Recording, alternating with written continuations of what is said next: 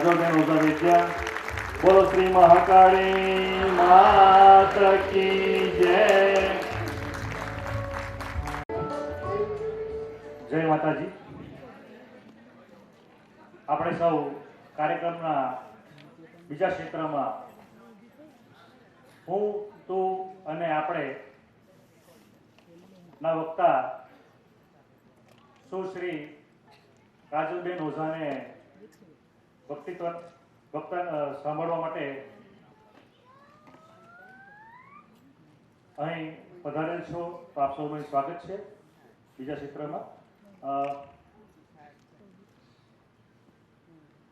શ્રી સાતજામ કંસારા સમાજ સંયોજન સમિતિના પ્રમુખ સમાજ રત્ન શ્રી દિલીપભાઈને વિનંતી કરીશ કે તેઓ ડાયસ પર પધારે.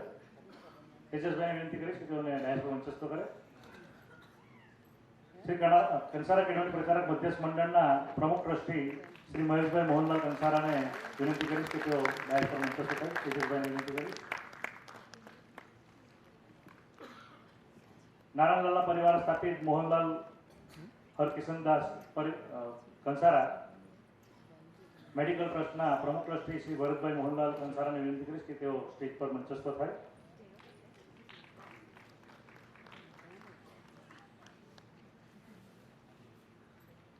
શ્રી સાતગામ કંસારા સમસ્ત પંચના પ્રમુખ ટ્રસ્ટી શ્રી જયેશભાઈ અશ્વિનભાઈ કંસારાને મંચસ્થ થવા વિનંતી કરીશ.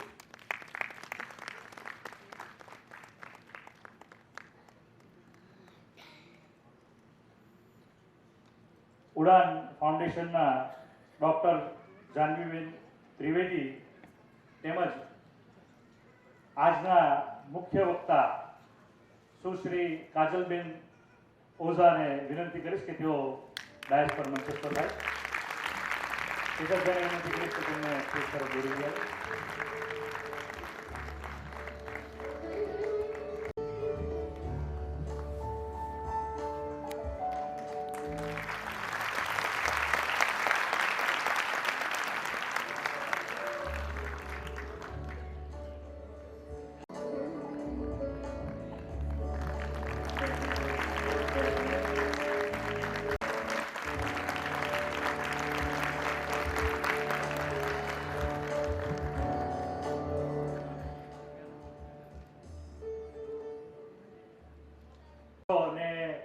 એના જ માટે ઇંતજારીથી અહીંયા બેસી રહ્યા છો. તો જાનકીબેનને વિનંતી કરીશ કે તેઓ અહીંથી કાજલબેનનો પરિચય રજૂ કરે. ભરપેટ ભોજન બાદ ઉપસ્થિત છે એ જ એમનો પરિચય છે. અને વિશેષ કહું તો મારા જેવા સામાન્ય માણસ એમના વિશે એમની સામે એમનો પરિચય આપે એટલે સૂરજને દીવો બતાવવા જેવું. પણ હવે આ કાર્ય મને સોંપાયું છે તો હું એક પ્રયત્ન કરું છું. કોઈ ક્ષતિ રહી જાય તો માફ કરજો. એમની સિદ્ધિ અને કાર્યક્ષેત્ર માટે આપણે જો ખરેખર વાત કરવી હોય તો એમને જે બોલવા માટે સમય આપેલો છે ને એટલો એમના પરિચયનો પણ સમય જાય એવું અવશ્ય કહી શકાય. આપણે જાણીએ છીએ કે બોલિવૂડની અંદર કેટલાય એક્ટર્સ આવ્યા ને ગયા, પણ ધી અમિતાભ બચ્ચન આજે પણ અડીખમ છે. અને એવું જ ગુજરાતી સાહિત્ય માટે કોઈ વિશે કહી શકાય તો એ એકમાત્ર કાજલબેન છે. છેલ્લા અઢી દાયકાથી સતત જ્યારે પણ ગુજરાતની જનતાને ખબર પડે કે કાજલબેન આવવાના છે એટલે આયોજકોએ ચિંતા છોડી દેવાની, એમનું ઓડિટોરિયમ 100% ભરાઈ જાય. એકમાત્ર સાહિત્યકાર લેખક ગુજરાતીના જેમના ફેસબુક પર 7 લાખથી વધારે ફોલોઅર્સ છે, 2.5 લાખથી વધારે ઇન્સ્ટાગ્રામ ફોલોઅર્સ છે. ગુજરાતીમાં પત્રકારત્વમાં જેમનું નામ આજે પણ ખૂબ આદરથી લેવાય એવા દિગંત ઓઝા, એમના દીકરી, અને એમને એમની વિચારોની સ્પષ્ટતા અને પ્રામાણિકતા વારસામાં મળ્યા છે. 85 થી વધારે પુસ્તકો છેલ્લા અઢી દાયકામાં એકમાત્ર એવા લેખક જેમના પ્રકાશિત થયા છે એવા વક્તા આજે આપણને પ્રાપ્ત થયા છે. કૃષ્ણાયન, દ્રૌપદી, એકબીજાને ગમતા રહીએ એવા તો કેટલાય પુસ્તકો જે ગણ્યા ગણાય નહીં, પણ વાંચ્યા કરો તો વારંવાર વાંચવાનું મન થાય. નોવેલ્સની વાત કરું અને મારો પોતાનો વ્યક્તિગત અનુભવ કહું તો એટલી ગેરંટી આપી શકું કે એકવાર જો કોઈ પણ પુસ્તક હાથમાં લેશો ને તો રાત દિવસ જતા રહેશે, પણ જ્યાં સુધી એના એન્ડ નહીં આવે ત્યાં સુધી તમે એ પુસ્તક મૂકી નહીં શકો.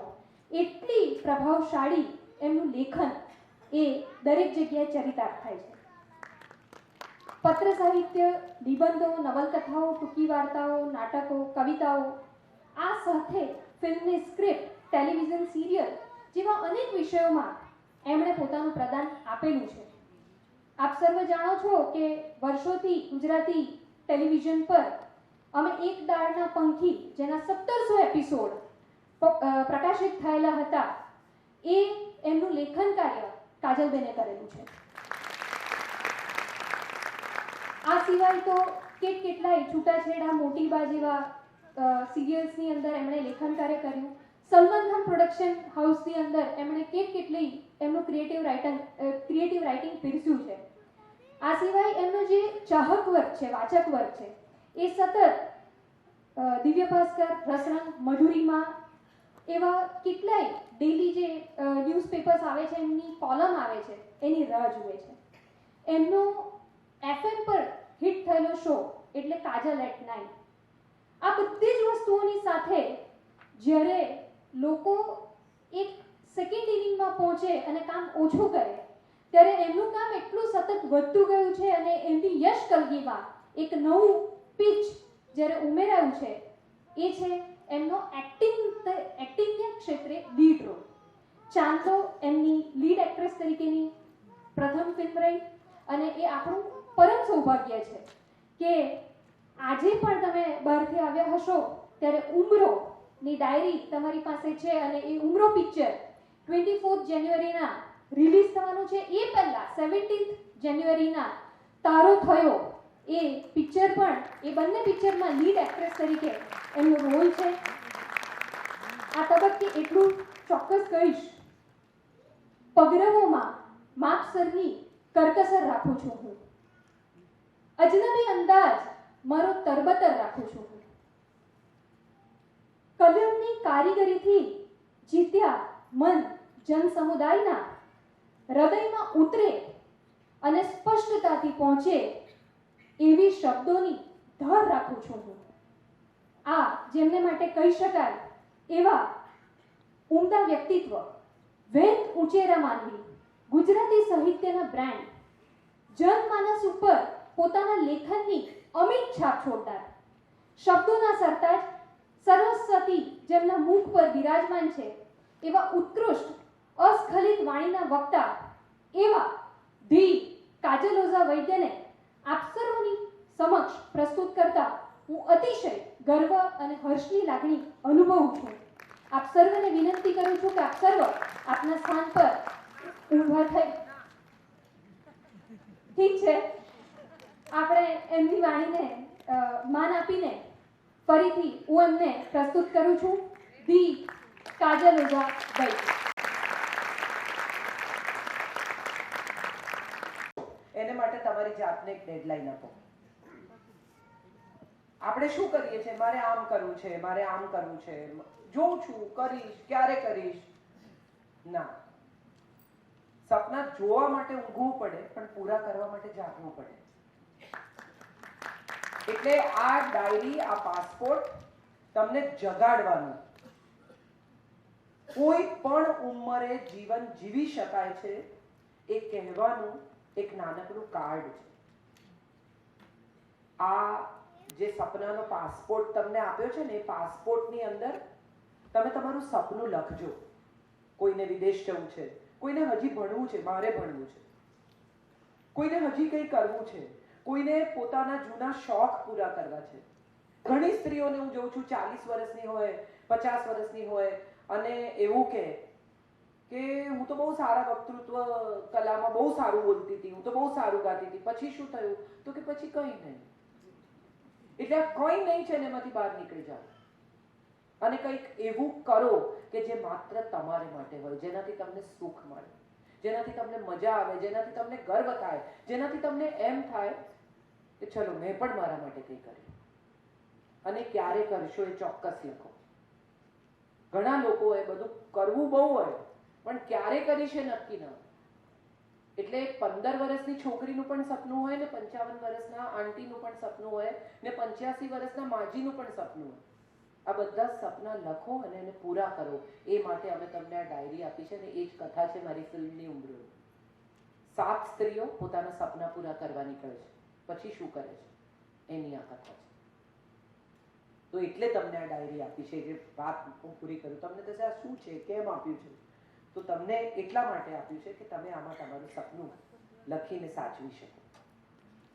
વાત મારે કરવાની છે હું, તું અને આપણે. હું એટલે કોણ? કોઈ કહે કે અમારે ત્યાં કાજલ આવવાની છે કંસારા સમાજમાં. સૌથી પહેલું શું પૂછો? કોણ કાજલ? રાઈટ? પછી કોઈ કે કાજલ ઓઝા વૈદ. કોણ ઓઝા? પિતાનું નામ. કોણ વૈદ? પતિનું નામ. દીકરો છે? છોકરા બોકરા છે કે રખડ્યા કરે છે? નાના છે. 25 વર્ષનો દીકરો છે એમ? સાસુ સસરા છે? હા છે. ભાઈ બહેન છે? ના નથી. દરેક માણસ જ્યારે હું કે છે ને ત્યારે એની આસપાસ એક આખું જગત જીવતું થઈ જાય છે. આપણે સંબંધોથી ઓળખાઈએ છીએ. કોઈની દીકરી, કોઈની માં, કોઈની બહેન, કોઈના પતિ, કોઈના ભાઈ, કોઈના દાદા, કોઈના પપ્પા. ત્યાં કામ કરતા ટ્રસ્ટી. હમણાં પણ મને કહેતા હતા કે હું અહીંયા મેડિકલમાં ટ્રસ્ટી છું, હું અહીંયા સ્કૂલમાં ટ્રસ્ટી છું, હું અહીંયા પ્રિન્સિપલમાં ટ્રસ્ટી છું. તો આ પણ એમની ઓળખ છે. જ્યારે હું કહે છે ત્યારે હું સાથે 4000 વિદ્યાર્થીઓનું ભાવિ જોડાયેલું છે.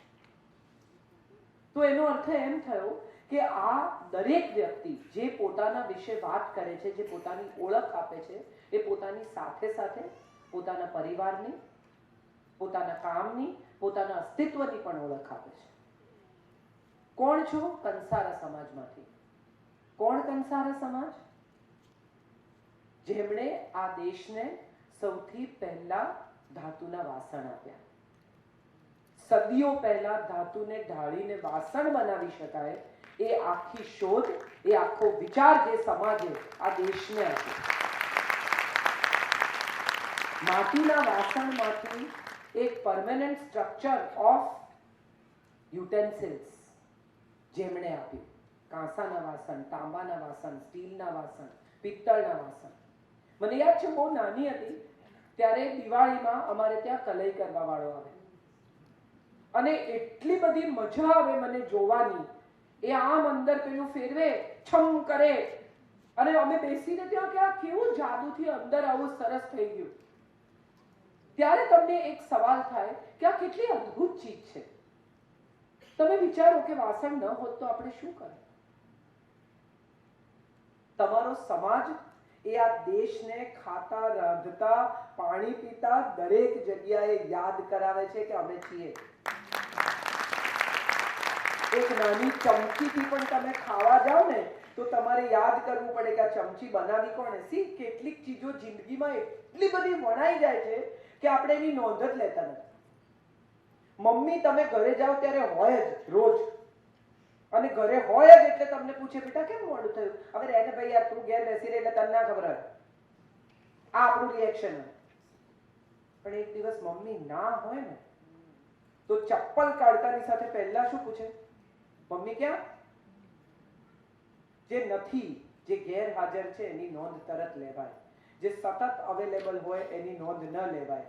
હવે તમે વિચાર કરો કે આપણી જિંદગીમાં વાસણ તો કેવી ચીજ છે, એના વગર કોઈ ઘર. તમે કહો કે ઘર વસાવવું છે, એવું જે માણસ પહેલા કે 2 જણા પરણે, કે 2 જણા, એક છોકરી જુદી રહેવા જાય, કે એક છોકરો જુદો રહેવા જાય, કે ક્યાંક બહારગામ રહેવા જાય, કંઈ પણ કરે, પલંગ ન લે તો ચાલે, ગાદલું નીચે નાખીને સૂઈ શકાય. તમે મિક્સર વગર ચાલે, તમને માઇક્રોવેવ વગર ચાલે, તમને ફ્રીજ વગર ચાલે, તમને વાસણ વગર ન ચાલે. આ કેટલી મોટી તમારા સમાજની ઉપલબ્ધિ છે કે તમે સામાન્ય જનમાનસના જીવનમાં એની પ્રત્યેક ક્ષણમાં વણાયેલા. નોંધ લેવાય કે ના લેવાય એ અલગ વાત છે, બાકી તમે પ્રદાન કેટલું મોટું કર્યું છે એની આ વાત છે. પ્રત્યેક ક્ષણે તમને યાદ કરવા પડે કે અરે મારા એક મિત્ર છે કચ્છથી મારા માટે ધડકી લઈ આવ્યા છે ઓઢવાની, તેજસ વૈદ કરી. હું રોજ ટીવી જોવા બેસું ત્યારે હું એ ધડકી ઓઢું. હું જેવી એ ખેંચું ને એવો મને એકવાર આમ તેજસ મગજમાંથી પસાર થઈ જાય. Not that I actually remember him, પણ આ એણે આપી છે એ વાત તમે ભૂલી નથી શકતા. સો આઈ ઓલવેઝ ફીલ કે જે સમાજે જ્યાં પ્રદાન કર્યું છે એ સમાજને કદાચ બહુ બહુમાન નથી કરવામાં આવ્યું કે એમની નોંધ નથી લેવામાં આવી, પણ સામાન્ય જનના જીવનની ક્ષણે ક્ષણમાં તમે વણાયેલા છો એ વાત જ કેટલા ગૌરવની છે, કેટલી મોટી વાત છે. મારે જે વાત કરવાની છે હું બે પ્રકારના હોય. કોઈ પૂછે કે તમારું નામ શું? કાજલ ઓઝા વૈદ્ય. આ એક રસ્તો છે. અને બીજો રસ્તો છે તમારું નામ શું? કાજલ ઓઝા વૈદ્ય. બે રીતે બોલાય. કોણ છો? અમિતાભ બચ્ચન. અને કોણ છો? અમિતાભ બચ્ચન. આ બે રીત છે. એક તમારું નામ કહેવાની, તમારા અસ્તિત્વને કહેવાની. તમારે કોઈ માણસને ખરેખર ઓળખવો હોય ને તો એને કહેજો કે એક હાથ ઊંચો કરે અને આમ ટેબલ પર મૂકે. આ કરાવી જોજો. આ કરવા જેવો પ્રયોગ છે. એ માણસ જે રીતે પોતાનો હાથ ટેબલ પર મૂકે ને એનાથી તમને સમજાય કે એની ઓથોરિટી કેટલી છે, એના મગજમાં એ શું માનીને જીવે છે. કોક આમ ધીમે રહીને મૂકે, કોક હાથ મૂકે ને આમ, એનું અસ્તિત્વ કેટલું મજબૂત છે, પોતાની જાતને કેટલી પ્રસ્થાપિત કરવા માંગે છે, એ વાત એ હાથ મૂકે એના પરથી તમને સમજાય. આ હું છે. અને હું જ્યારે આપણા અસ્તિત્વથી મોટો થઈ જાય ને ત્યારે સંબંધોમાં તિરાડ પડી જાય. હું છું એ વાત બહુ અગત્યની છે. હુંને ભૂલવાનો નહીં. કેટલાક લોકો હુંને ભૂસીને ઘસીને ખતમ કરી નાખે, એ પોતાના સ્વમાનને પણ નેવે મૂકી દે. એ નહીં કરવાનું. પણ એટ ધ સેમ ટાઈમ સ્વમાન અને અભિમાન વચ્ચે બહુ પાતળી ભેદ રેખા છે, એ કાયમ યાદ રાખવાની. મેં ઘણા લોકોને એવા જોયા છે કે જે એમ કહે કે કેમ અમારે સ્વમાન ના હોય. તમે શેને સ્વમાન કહો છો એ બહુ અગત્યની વાત છે. તમે જ્યાં સુધી નિષ્ફળતા સ્વીકારતા નથી ને ત્યાં સુધી એક વધુ પ્રયત્ન જ છે. તમે નક્કી કરી લો કે હું નિષ્ફળ છું તો તમે નિષ્ફળ છો, પણ તમે એમ કહો કે ના યાર આ વખતે ના થયું, હું નેક્સ્ટ ટાઈમ ફરી ટ્રાય કરીશ, તો એક વધુ પ્રયત્ન છે. કેટલી બધી સ્ત્રીઓને મેં એવી જોઈ છે કે જે ગૃહિણી હોય, ઘરમાં રહીને સૌનું ધ્યાન રાખતી હોય, બધાને ટિફિન ભરતી હોય, છોકરાને ટાઈમસર મોકલતી હોય, સાસુ સસરાની સેવા કરતી હોય, વર જાય પહેલા બાથરૂમમાં ટુવાલ લાગી જાય ત્યાં સુધીની કાળજી લેતી હોય, અને તમે એને પૂછો ને કે તમે શું કરો છો? કંઈ નહીં, હાઉસવાઈફ. કંઈ નહીં, હાઉસવાઈફ. કંઈ નહીં, કાઢી નાખો. હાઉસવાઈફ. કેટલું કામ કરે છે એક સ્ત્રી જે ઘરમાં રહે છે. દૂધ લેવાથી દૂધ મેળવવા સુધી. સવારે બારણું ખોલીને દૂધ લે અને છેલ્લે દૂધ મેળવીને લાઈટ બંધ કરીને સૂવે. આ આખા દિવસની એની જોબ છે. આખું ગૃહ જેનું ઋણી છે ને એ ગૃહિણી છે. આ આપણે બધાએ યાદ રાખવાનું છે. આપણે બધા ભૂલી જઈએ છીએ કે મમ્મી કેટલું કામ કરે છે. મારા ઘરમાં મેં એક સ્ટીકર લગાવ્યું છે, M is for mom, not for maid. નોકર માટે નથી. આ માં એ ઘરની નોકરાણી નથી. દરેક આવતો જતો માણસ માં સાથે વર્તે ના. તમારો હું એટલો મોટો ન હોવો જોઈએ કે જેના કામના પગાર નથી એ બધા સાથે તમે ખરાબ રીતે વર્તો. જો ગૃહિણીના કામના કલાકો જીડીપીમાં ગણાતા હોત ને તો આ દેશ દુનિયાનો સૌથી મોટો દેશ અને સૌથી વધુ જીડીપી કમાતો દેશ. આપણે નથી ગણતા. આપણને લાગે છે કે એમાં કંઈ કરવાનું જ નથી. તો જે સ્ત્રીઓએ આજ સુધી આર્થિક ઉપાર્જન નથી કર્યું એ તમામ સ્ત્રીઓને મારે કહેવું છે કે તમે ઘરે રહ્યા છો ને માટે તમારા સંતાનો ભણ્યા છે, તમે ઘરે રહ્યા છો માટે તમારા પતિ કમાયા છે, તમે ઘરે રહ્યા છો માટે તમારું ઘર સચવાયું છે. આવતીકાલથી તમારી જાતને ખૂબ ગૌરવ આપજો. તમારા હુંને સહેજ સાફ કરી ચમકાવી, જેમ બધા વાસણ લૂછીને મૂકો છો ને ચમકતા, એવી રીતે તમારા હુંને જરા લૂછજો ને આમ મૂકજો કે આ મારું હું છે, જોઈ લો હું આટલું કરું છું ઘરમાં. એક બહુ સરસ ફિલ્મ આવેલી મરાઠીમાં કે એક દીકરો છે એ માને ઘરમાંથી કાઢી મૂકે છે અને મા દીકરા પર કેસ કરે છે અને કહે છે કે મને આટલી આટલી વસ્તુના રિટર્ન જોઈએ. શેના? તો કે તને દૂધ પીવડાવ્યું એના આટલા લાખ, તને જન્મ આપ્યો એના આટલા લાખ, તને પેટમાં રાખ્યો એના આટલા લાખ, તારા માટે ઉજાગરા કર્યા એના આટલા લાખ, આમ કર્યું એના આટલા પૈસા, આમ. અને જ્યારે લિસ્ટ આવે છે છોકરા સામે ત્યારે દીકરો કહે છે કે આ તો બધી તારી ફરજ છે. તો કે વેરી ગુડ, જો આ મારી ફરજ છે તો તારી શું ફરજ છે? માત્ર અધિકારો એ જીવન નથી. સિક્કાની બે બાજુ છે. જ્યાં ફરજો છે ત્યાં બધે અધિકારો છે, અને જ્યાં અધિકારો છે ત્યાં બધે ફરજો છે. તો આ હું છે ને એ દરેક વખતે આપણે કહીએ મને નથી ગમતું, મને નથી ફાવતું, મને નહીં ચાલે, હું આમ નહીં કરું, મને આમ છે, પણ એ સિવાય પણ લોકો જગતમાં જીવે છે એ વાત કદીક યાદ રાખવાનો પ્રયત્ન કરજો. સંસ્કાર એટલે શું? એક સાદો સવાલ હું તમને પૂછું કે સંસ્કાર એટલે શું? ઘણા કહેશે આમ ને આપણો ધર્મ જાણવો, ફલાણું કરવું, દીવો કરવો, પૂજા કરવી, મા બાપને પગે લાગવા. ના, સંસ્કારની એક સાદી વ્યાખ્યા એ છે કે તમારા સિવાયના લોકો પણ જગતમાં જીવે છે એ યાદ રાખીને જીવવું. પબ્લિક ટોયલેટમાંથી બહાર નીકળો ને તો ફ્લશ કરવો ને એ સંસ્કાર છે. બહુ સિમ્પલ. તમારા પછી પણ કોઈ આ ટોયલેટ વાપરશે એ ખ્યાલ સાથે બહાર નીકળવું. આ સંસ્કાર છે મારા હિસાબે. ખાઈને કચરો નજીક દેખાતા ડસ્ટબિન સુધી 4 ડગલા લઈને જવું અને એની અંદર ફેંકો એ સંસ્કાર છે. 5 થેલી ન માગવી શાકવાળા પાસે, એને કેવું કે મને એક જ થેલીમાં નાખી આપ, મારે પ્લાસ્ટિક નથી જોઈતું, ઘરે જઈને શાક છૂટું પાડી લઈશ. આ સંસ્કાર છે. આપણને કેટલી નાની વાતમાં આળસ આવે. શાક છૂટું નહીં પાડ, લા બધું એકવાર ના નાખીશ, છૂટું છૂટું રાખ.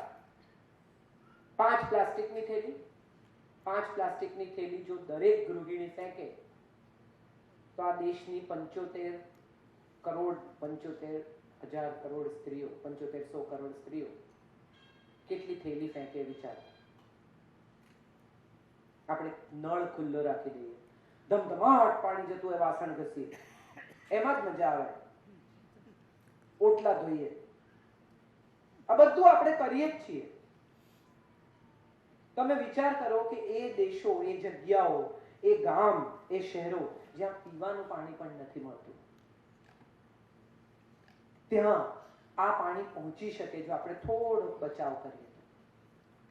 મને તો ચાલે જ નહીં, મને તો આમ જ, મને તો તેમ જ, બિનજરૂરી કપડાં ધોવા, આ બધા સંસ્કારની પરિભાષામાં આવે છે. કારણ કે આપણા સિવાયનું પણ એક જગત એક્ઝિસ્ટ. ઉદાસ થઈ જાય તો શું કરવું? તો હું મંદિર જાઉં. ક્યારે વાહ, તમને મંદિર જઈને સારું લાગે કે હું અંદર ન જાઉં? કે તો બહાર ઉભો રહું અને બધાએ જે 2 ચપ્પલ બાજુમાં કાઢ્યા હોય ને એ લઈને એક આ બાજુ ને એક આ બાજુ મૂકી દઉં. પછી તો કે પછી શું, બધા બહાર નીકળે, ગાંગા થઈને ચપ્પલ શોધે, ત્યારે હું દૂર ઉભો રહીને જોઉં. મને બહુ મજા આવે, મારું ડિપ્રેશન દૂર થઈ જાય. આવા હોય છે. મજા એ છે કે બીજાને દુખી કરીને જેને મજા આવે છે ને એવા લોકોનો આ દેશમાં, આ દુનિયામાં આંકડો મોટો છે. તમે કોઈ દિવસ એવું નોટિસ કર્યું છે? તમે બધા જ કર્યું છે, મેં તો બહુ જ કર્યું છે. કાચ બંધ આમ કરીને આગળ નીકળી જાય. તમે અંદર એટલી ગાળો બોલો, એટલા ગુસ્સે થાવ, એને તો સંભળાતું નથી. ફ્રસ્ટ્રેશન કોને આવ્યું? તમને. ગાળો કોણ બોલ્યું? તમે. ગુસ્સે કોણ થયું? તમે. બ્લડ પ્રેશર કોનું વધ્યું? તમારું. એને તો સાંભળ્યું જ નથી, તો ગયો. એને મજા શું પડી? હું આગળ નીકળી ગયો. આ આગળ નીકળવાની માનસિકતા ક્યાંથી આવે છે? કોઈ દિવસ વિચાર્યું? નાનું 3 વર્ષનું બાળક હોય ને, 2-3 વર્ષનું, એની સાથે મા બાપ રમે. રમતી વખતે શું કહે? અરે વાહ, ફર્સ્ટ થઈ ગયો. એને શીખવાડવામાં જે આવ્યું છે કે એને ફર્સ્ટ જ થવાનું છે. એ ફર્સ્ટ જ છે. એના સિવાય જગતમાં કોઈ એક્ઝિસ્ટ કરતું જ નથી. એ ખેલદિલીથી હારી શકતું જ નથી. અમસ્તું આમ બેટને હાથ લગાડે એટલે કે 6 છે નહીં 6. આંટી આવે, અંકલ આવે, મિત્રો આવે, ચલો પેલી પોએટ્રી ગાઈને સંભળાવો. અટેન્શન આખું એના તરફ, આખા ઘરના કેમેરા એના તરફ. આંટીને સાંભળવી છે, નથી સાંભળવી, આવી કોઈ પૂછવાનું આપણે તસદી લેતા નથી. બાળકનો ટેલેન્ટ શો થઈ જાય અને પછી કેટલા કલાક ABCD સંભળાવે કઈ નક્કી નહીં. તમારે હા કે ના? ઊંઘી ગયા છો? જમાડ્યું છે બહુ સારું, એવી મને ખબર પડી ગઈ છે. એટલે મેં કીધું બરાબર જમ્યા છો, એસીમાં બેઠા છો, આ બોલશે હવે એનું કામ કરશે, આપણે સુઈ જાવ. એવું ના રાખતા હો. છેક હું અમદાવાદથી આવી છું તમને મળવા, ઊંઘી ના જતા. હા, મેં કીધું આપણે એસી ચાલે છે, આટલું સરસ ખાધું છે, કંઈક નાનકડું ઓઢવાનું મળે તો આનાથી ઉત્તમ તો જગતમાં કંઈ છે જ નહીં. હું સુઈ જાઉં બાજુમાં, એવી સ્થિતિ છે. પણ હવે શું થાય, આ શિયાળો એવો મસ્ત છે, નથી ગરમી નથી ઠંડી, there is such a pleasant weather. હું એવું માનું છું સંબંધોમાં પણ આવી પ્લેઝન્ટ વેધર હોવી જોઈએ. ન બહુ ગરમી લાગે, ન બહુ ઠંડી લાગે. તમે સવારે ઉઠો ત્યારે તમને સારું લાગે. દિવસ દરમિયાન તમારે કંઈ ગરમ કપડાં ન પહેરવા પડે, પણ છતાંય તમને પંખો ન ચલાવો તો ચાલે. એવી હું માનું છું ઋતુ છે ને, સંબંધોમાં 12 મહિના રહેવી જોઈએ. મજા એ છે આપણા ત્યાં કે કોક વાર એટલી બધી ઠંડી લાગે અને કાં તો બહુ દૂર થઈ જઈએ છે, આપણને મધ્યમ રસ્તો નથી આવતો. માટે આ હું અને તું વચ્ચે બેલેન્સ નથી રહેતું. તું કોણ છે? તમારી સાથે જીવતો દરેક માણસ તું છે.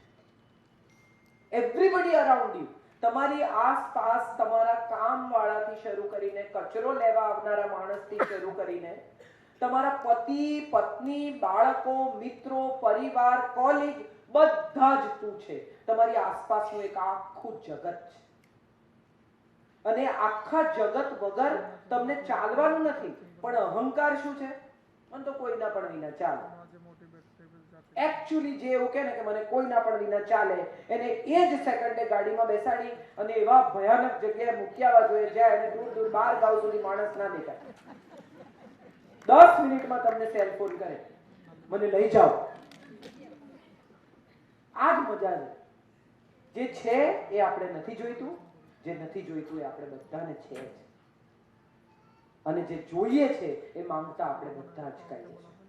બધાને સેલ ફોન ચાલે છે, રાઈટ? બધા વિચારે અમે ફલાણે ગયા હતા રિઝોર્ટમાં, એટલી શાંતિ, સિગ્નલ જ ના આવે. અરે તો સિગ્નલ જ ના આવે તો હમણાં બંધ કરી દો, હમણાં નહીં આવે. એના માટે ત્યાં રિઝોર્ટ સુધી ક્યાં જવાનું છે? બંધ નહીં કરે. જમવા બેઠા હોય, કોળીઓ હાથમાં હોય, કોકનો ફોન આવે તો 2 કૂદકા મારીને પહોંચી જાય. કરોડોનો સોદો એનો અટવાઈ જશે. શાંતિથી ખાઓ. ખાવા માટે તો આટલી મહેનત કરો છો તમે. પેટ ભરવા માટે માણસ કેટલી મજૂરી કરે છે એ આપણે નથી જોતા. સેલફોન ઉપર આપણું પૂર્ણ ધ્યાન છે. અને ઇન્સ્ટા, ઓહો, અત્યારે તો જે ચાલ્યું છે, તજના પત્તા પર અખ્તર લગાવીને 24 લખીને પર્સમાં મૂકી દો. ધન વર્ષા હોગી. Very good. કામ કઈ કરતા નહીં, 24 લખી પર્સમાં મૂકીને ઊંઘી જાઓ. ઓટીટી જોયા કરો. ધન વર્ષા તો થવાની જ છે ને. गुरुवार को हल्दी दो हाथ में, धन वर्षा होगी. ककड़ाट चालू રાખો અને કપૂરનો દીવો કરો, નેગેટિવિટી ચલી જાયગી. કેવી રીતે થાય બધું? અને આપણે પણ પાછા જોઈએ ત્યાં સુધી તો વાંધો નથી, ફોરવર્ડ બી કરીએ. જુઓ ત્યાં સુધી તો કઈ પ્રોબ્લેમ નથી, ચાલો જુઓ પોતે. બીજાને ઘસડે છે આમાં કે હું તો ફસાયો, તમે પણ ફસાવો. તમે પણ કપૂરનો દીવો કરો, કકળાટ ચાલુ રાખો, નેગેટિવિટી જતી રહેશે. કેવી રીતે આ શક્ય છે વિચારી? એકવાર ખરેખર તમારા મનને પૂછો કે આજે ઇન્સ્ટા રીલ કે ફેસબુક ઉપર એમણે કીધું આટલા ફોલોઅર છે અને આટલું આમ છે, હું કશું પણ અર્થ વગરનું મારા ફેસબુક પર કે મારા ઇન્સ્ટા પર મૂકતી નથી. કોઈ પણ અક્કલ વગરની વાત જે મને એમ લાગે કે આમાં અક્કલ નથી, આની જરૂર નથી, આ કહેવાની કોઈ કારણ નથી મારે, એ હું મારા ફેસબુક પર ઇન્સ્ટા પર મૂકતી નથી. કારણ કે મને એમ લાગે છે કે કોઈની 1 મિનિટ ખાવીને 7 લાખ લોકોની 1 મિનિટ હું ખાઉં તો હું 7 લાખ મિનિટ વેડફું છું. કોને કીધી 7 lakh minute? How can you do that? આ હું અને તુંની વચ્ચેનો જે સંબંધ છે ને એ વેડફાટ વગરનો હોવો જોઈએ. તમે કોકને મળો ને 10 મિનિટ તો કંઈક આપો ને કંઈક લો, વસ્તુ નહીં, વિચાર. હમણાં એક દિવસ હું એક જગ્યાએથી પાછી આવતી હતી, જમવા બેઠીને પાછળ બધી સ્ત્રીઓ બેઠી હતી, ઢગલા બંધ, ક્યાંકથી આવતી હશે. બધા એ બી જમતા હતા. એટલે એક બહેન સંભળાય આમ પાછળ જ બેઠા હતા. એટલે એક બહેને કહ્યું કે રેખાનો ડાન્સ જોયો ફિલ્મફેરમાં? એટલે બીજા બહેને કહ્યું કે પણ બચ્ચન સાહેબ તો ના એમ, એણે 75 વર્ષે આટલો અદ્ભુત પરફોર્મન્સ કર્યો, આટલી એની એનર્જી, આટલી એની બ્યુટી, આટલો એનો કોન્ફિડન્સ. 75 વર્ષે માજીઓ દાદરા ઉતરતા કોકનો હાથ પકડે, એને બદલે ફિલ્મફેરના સ્ટેજ પર ડાન્સ કરે છે. આ કોન્ફિડન્સને તાળીઓ પાડવાને બદલે બચ્ચન સાહેબ તો ના એમ. એટલે કોક બીજા બેન બેઠા હતા, એમને કીધું કે એમની વચ્ચે વાત થઈ જ ગઈ. એટલે પાછા ચોથાએ કહ્યું કે એમ હજી ચાલે છે? તમારે શું?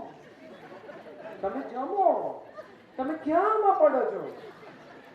આ સલમાન કેમ નહીં પરણતો હોય? એને નથી પરણવું માટે સાદો જવાબ એટલો જ છે. એને પરણવું હોય તો એને કોણ રોકી શકે છે? આખી ઇન્ડસ્ટ્રીને જે રોકી રાખે છે એને કોણ રોકે? પણ એને નથી પરણવું માટે નથી પરણતો. હવે એ ચર્ચાનો વિષય ન બનાવી શકાય. આપણો પ્રોબ્લેમ શું છે કે આપણે એવા વિષય પર કલાકો ચર્ચા કરી શકીએ છીએ જે વિષયમાંથી કાંઈ મળવાનું નથી. છેલ્લું પુસ્તક કયું વાંચ્યું પૂછો તો તમને કહેશે હવે વાંચવાનો બહુ શોખ નથી રહ્યો. છાપાના સમાચાર પણ માણસો પૂરા નથી વાંચતા. પણ આ ઇન્ડિયા વોન્ટ્સ ટુ નો એ બધા જુએ. કેમ? તો કે પેલો રાડો પાડે છે ને, એવરીબડી એન્જોયસ ઇટ. કકળાટ, ઝઘડો, પ્રોબ્લેમ. તમે વિચારો, તમને ગમે એટલું મોડું થતું હોય, બે જણા જો રસ્તા પર ઝઘડતા હોય તો તમે બી જોતા જતા જશો. કઈ થયું? તમાશો છે ને એ આ જગતનું શ્રેષ્ઠ એન્ટરટેનમેન્ટ છે. આપણને બધાને ગમે. પડોશીને ઘેર ઝઘડો થાય ને તો બધા રસ લે, લડ્યા પાછા. તમારે એક જ દિવાલ છે, પાતળી છે, જેમ એનો અવાજ તમને સંભળાય છે એમ તમારો ત્યાં સંભળાતો જ હોય, પણ ત્યારે આપણે ભૂલી જઈએ. એક ફેમિલી રહેતું હતું, એમાં એક પતિ પત્ની ઝઘડો થયો, બહુ ઝઘડો થયો. સવારે 10 વાગે લડ લડ લડ લડ લડ લડ, રાતના 10 વાગ્યા. હવે પડોશીઓને એમ થયું કે નહીં બંધ થાય તો સુવા નહીં મળે. એટલે એક ડાયા સમજદાર વયોવૃદ્ધ કાકા ગયા એમને ત્યાં અને બેલ માર્યો, ખોલ્યું બારણું. એટલે એમને પૂછ્યું શું થયું? ઝઘડો. એમને કહ્યું એટલે એમ નહીં, ઝઘડો શેમાંથી થયો? એટલે બેને 1 મિનિટે કાકાને જોયા અને પછી કહ્યું કે સવારે 10 વાગ્યાથી ચાલે છે, હમણાં સુધી કોઈને કારણ યાદ હોય? સમજો છો ને? જેમણે હા હા કહ્યું સૌથી વધારે સમજો છો.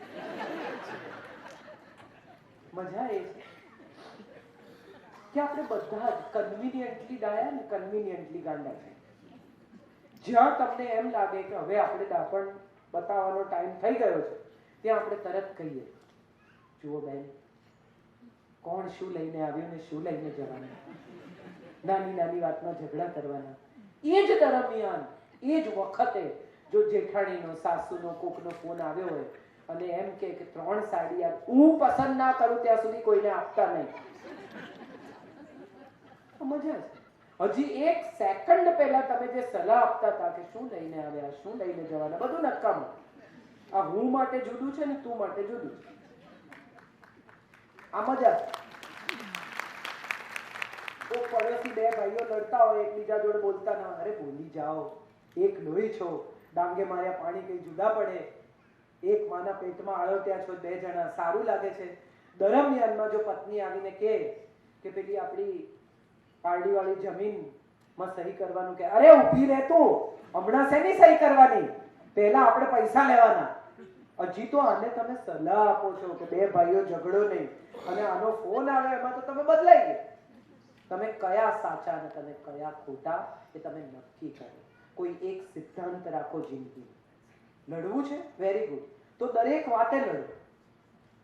મને શાંતિ પ્રિય છે, આવું મેં કેટલા લોકોને કહેતા સાંભળ્યા. અને બીજી મિનિટે મેં એને લડતા ઝઘડતા કૂતરા બલાડાની જેમ બૂમો પાડતા જોયા છે. એટલે મને મારી શાંતિ પ્રિય છે, તમારી નહીં. હું અને તું જુદા. મારી શાંતિ મને પ્રિય છે, તમારી શાંતિ મને પ્રિય નથી. તમે જો વાંકમાં આવ્યા તો મરી ગયા. એક પતિ પત્ની લગ્નના 25 વર્ષે ગોવા ગયા કે આપણે ફરી હનીમૂન કરીએ. પહેલી વાર ગયા હતા, હવે ફરી જઈએ. ગોવા ગયા, બેગો ખોલી, બધા સરસ કપડા લગાવી દીધા, બેઠા, વાઇન મંગાવ્યો, વાત કરતા હતા 2 જણા. અને સડનલી પત્નીએ વાત શરૂ કરી કે તમારી મમ્મી આમ ને, તમારી બહેન આમ ને, તમારું ફલાણું આમ ને. એટલે હસબન્ડે ઉભા થઈને બેગ પેક કરી દીધી. એટલે પત્નીએ કહ્યું શું થયું? તો કે અહીંયા એ લોકો પણ જોડે આવ્યા હોય તો રહેવાનો મતલબ નથી, એ લોકો તો છે જ ઘેર, ચલો અહીં આવીને પણ આ જ વાત કરવાની હોય તો આપણે બેટર છે, આટલો ખર્ચો કરાય જ નહીં. આપણે બધા આપણી અંદર એગની, આપણી અંદર પ્રશ્નો કેરી કરીએ છીએ. દુનિયામાં ક્યાંય પણ જશો એ તમારી જોડે જ થવાનું. તમે જો ખરેખર શાંતિ ઈચ્છતા હો તો એ પ્રશ્નનો ઉકેલ શોધો. અહીં જ શોધો, હમણાં જ શોધો, આજે જ શોધો ને અત્યારે જ શોધો. ક્યારેક પછી કોઈ દિવસ હમણાં જ. હમણાં જ એટલે શું? દાખલા તરીકે મને કોઈની વાત ન ગમે, મને કોઈ ચીજ ન ગમી. દાખલા તરીકે હું અહીંયા આવીને મને કહ્યું કે તમે આમ બોલજો. હા, પ્રમુખ મને ઘણા આજે પહેલી વાર એવું છે કે મને કોઈએ નામ નથી આપ્યા, બાકી એક ચિઠ્ઠી આપે કે આટલા લોકોના નામ બોલજો સ્ટેજ પરથી.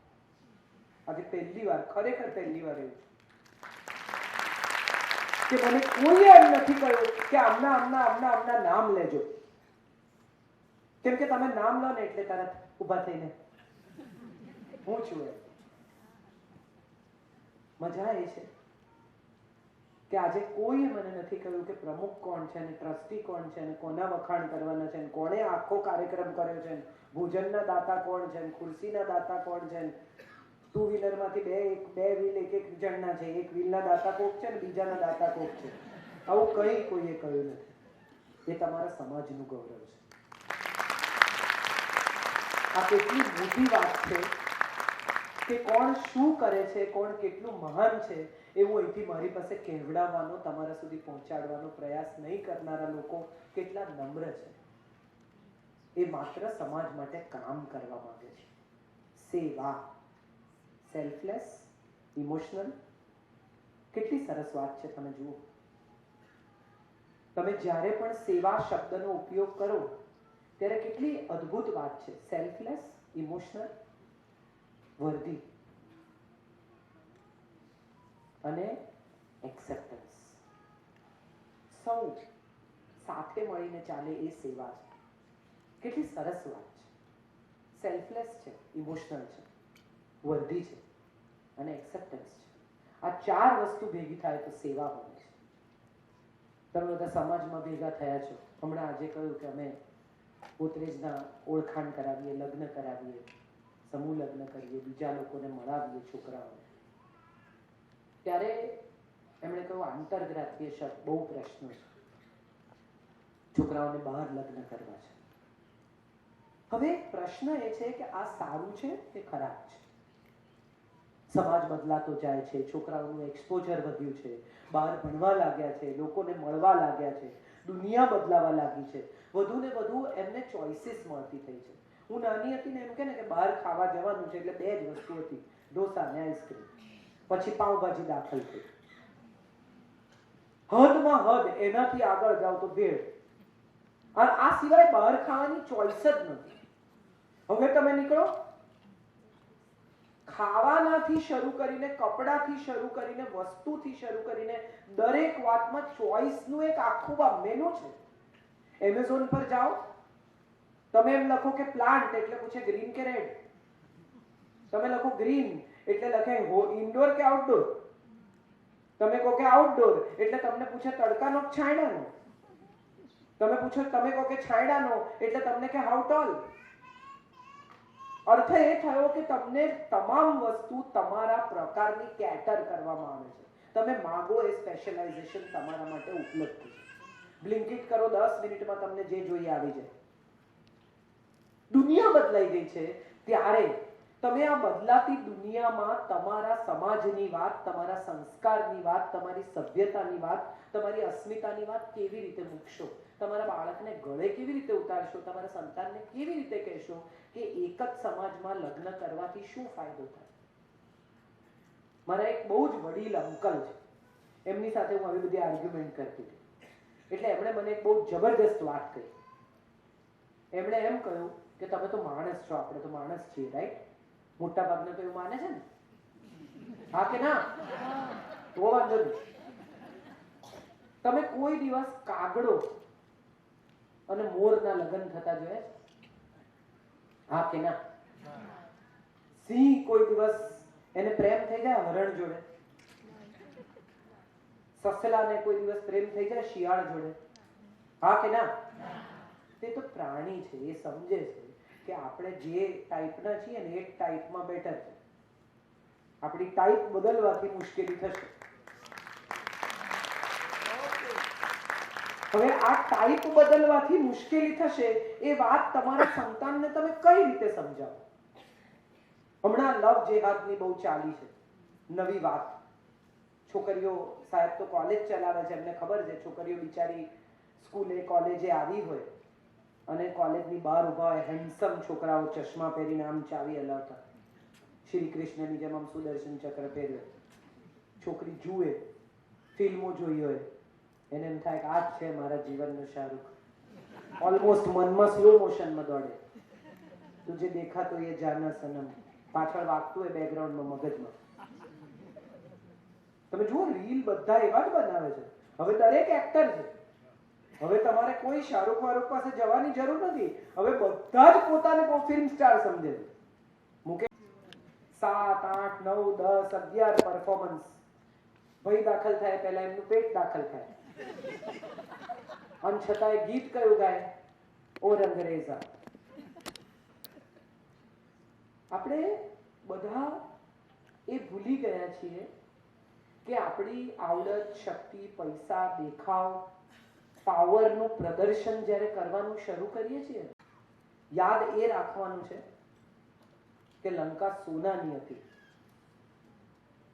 પણ ટકી નહીં,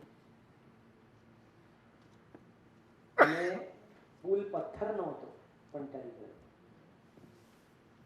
આ વાત જો યાદ રાખીશું, આની સાથે જોડાયેલી એક બહુ સુંદર કથા છે. બધા રામ રામ લખીને પથરા નાખે ને પથરા તરે.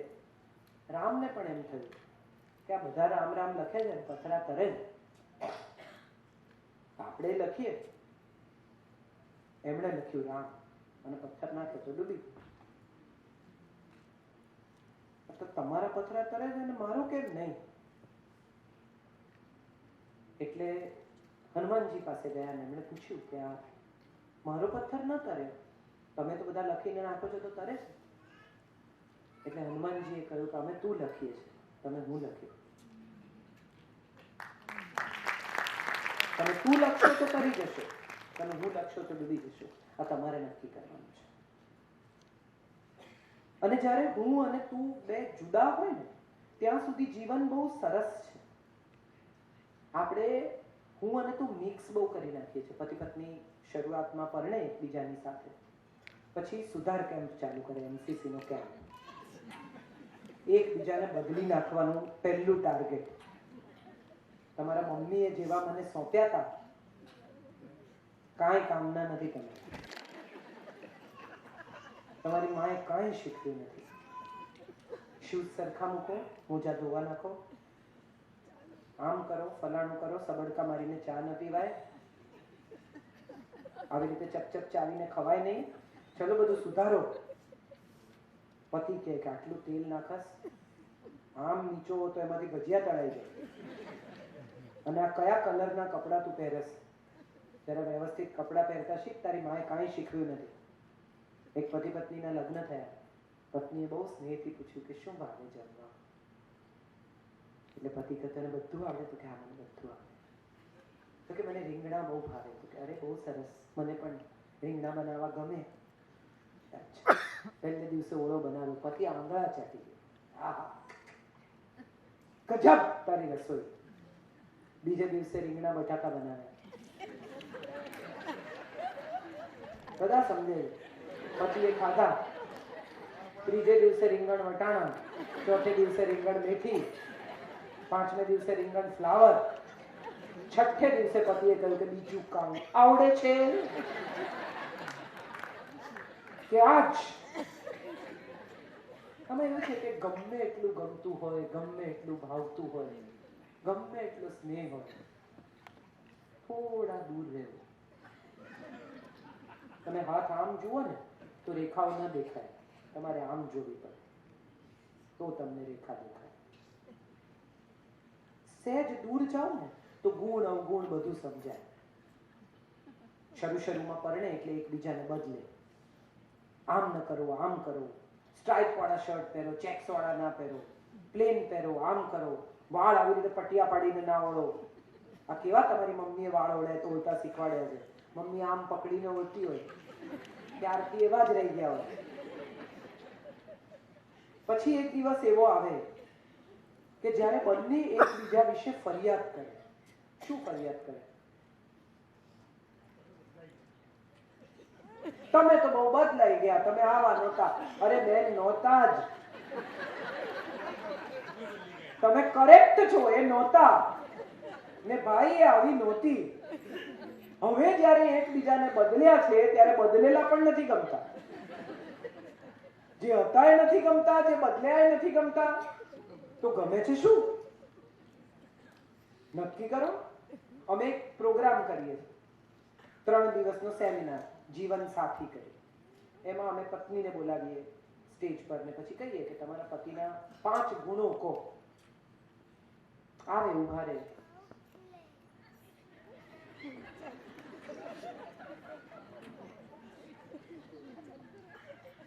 સારા છે,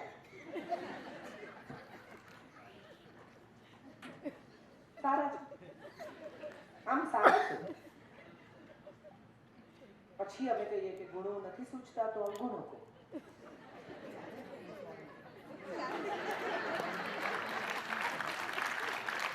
તમારે કહેવું પડે કે 5 થઈ ગયા બેન, અટકી જાઓ. અને આ બધું કયા પછી તમે એમ પૂછો કે બહુ ખરાબ છે, છૂટાછેડા જોઈએ છે, કે ના, મેં ક્યાં કીધું. મુદ્દો એ છે કે જેટલા ગુણો તમે જોયા નથી ને એ જોવાનો પ્રયત્ન કરો તો હું અને તું ભેગા થશે. કંઈક તો એવું હશે ને જેણે આ 20 વર્ષના લગ્ન ટકાવ્યા છે. બધી બહેનો એમ કે અમારા પર અત્યાચાર થાય છે ને પછી વિમેન્સ ડે ના દિવસે પિંક પહેરે ને આમ કરે ને પાર્ટીઓ કરે ને women's day women's day women's day અને બધું 8મી માર્ચે તો આખો દેશ તંત્ર હલી જાય આખું. એટલો વુમન્સ ડે ઉજવાય. સ્ત્રીઓ પર અત્યાચાર નહીં ને અમે શોષિત છીએ ને અમે પીડિત છીએ ને અમે આમ છીએ ને. મારે બધી બહેનોને પૂછવું છે, ઘરમાં 5-7 લાખ રૂપિયા લઈને આવે તો કોને આપે? કોને આપે? હવે નહીં બોલે. કોને આપે? કહો એમાં કઈ વાંધો નહીં, સજા નહીં થાય. તમને આપે. તમે ક્યાં મૂકો? ચાવી ક્યાં રહે? કોણ પીડિત? અને એમાં જો 2 લાખ રૂપિયા 5 માંથી માંગ્યા, કેમ? અરે ભાઈ, એના પૈસા એ માંગે છે પણ તમને કહેવું પડે. અને કહેશું તો કે બધું એમનું જ ચાલે છે, મને તો કોઈ પૂછતું જ નથી. લગ્નમાં જવાનું હોય ને, લગ્નમાં તો આવે ઓફિસેથી એટલે શર્ટ પ્રેસ કરીને રાખ્યું, એમને શું પહેરવું એ પણ નિશ્ચિત છે. એ બિચારા તૈયાર થાય એટલે કે ચાંદલો કેટલો કરવાનો? 1001. અરે હોતો હશે એટલો બધો, આપણે એવા સંબંધ નથી તો 251 એ બહુ ઓછા કહેવાય. એકચ્યુઅલી 501 નું કવર રેડી છે, એમને આગળ પાછળ કરીને ત્યાં લઈ આવવાનું છે. તમે બધું નિશ્ચિત કરી જ નાખ્યું છે. મજા એ છે કે આ બધા પછી આપણે આપણી જાતને શોષિત, પીડિત, અત્યાચારની નીચે દબાયેલી બહેનો કેમ કહીએ? દેવોને પૈસા જોઈએ તો કોની પાસે જાય? લક્ષ્મી પાસે. વિદ્યા જોઈએ તો કોની પાસે જાય? અને તાકાત જોઈએ, શક્તિ જોઈએ, આયુધ જોઈએ તો કોની પાસે જાય? દેવો જેને નમે છે એ આપણે છીએ. આપણે શેને માટે પીડિત, આપણે શેને માટે શોષિત, આપણા પર કોણ અત્યાચાર કરે, મારે છે, ખાવા નથી આપતા, તમે જમો ત્યારે રોટલી ગણે છે, તમે ગણો છો, ડોક્ટરે ના પાડી જો ભાત ખાવાની, બસ કઈ ગયો, બસ પેંડો નહીં મળે, હવે તમે ગણો છો, અને મજા શું, તો કે મારા પર અત્યાચાર થાય છે. હવે આ જ પેંડા જે હવે ગણવામાં આવે છે એની ઊંધી સ્થિતિ શું હતી પરણ્યા ત્યારે? એક જ રોટલી છે, ખાઈ જાઓ ને ભાઈ, મારે સાચવવાની. હવે નહીં. અને આ બધું તમે જ નક્કી કરો. એક વધારાની ખાઈ જવી એ પણ તમે જ નક્કી કરો, હવે ન ખાવી એ પણ તમે જ નક્કી કરો, અને કહેશું તો કે મારું તો કઈ ચાલતું જ નથી. આ મજા છે દાંપત્ય જીવન. હું અને તું, આ હું અને તું ભેગા હોય ને ત્યાં સુધી જ આપણે બને છે. જે ક્ષણે છૂટા પડ્યા ને એ ક્ષણે હું રહી જશે અને તું થઈ જશે. આ સમાજ ટક્યો છે ને કારણ કે આપણે શબ્દ હજી અસ્તિત્વમાં છે. અમે, આપણે, સૌ, બધા, આ બહુ સુંદર સર્વનામો છે. આ તમામ સર્વનામો વપરાતા રહે ને એવો સમાજ બનાવવાની જવાબદારી આપણી છે. આપણા સંતાનોને ઉત્તમ લગ્નનું ઉદાહરણ આપો. એમને દેખાડો કે મા બાપ વચ્ચે બહુ જ પ્રેમ છે.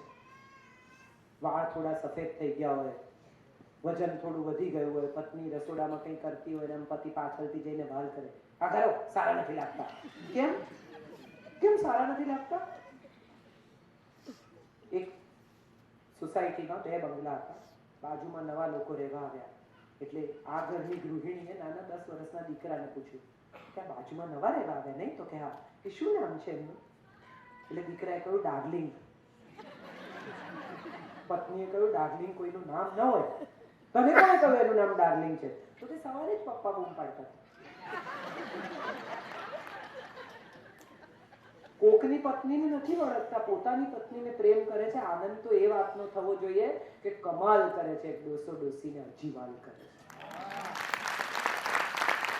આનંદ એ વાતનો થવો જોઈએ કે આટલા લગ્નના 30 વર્ષે પણ હજી એમને મારા માટે સ્નેહ છે, પ્રેમ છે, વાલ છે, આદર છે, કાળજી છે. હું જાઉં નહીં ને ત્યાં સુધી પીરસું નહીં, ત્યાં સુધી જમે નહીં.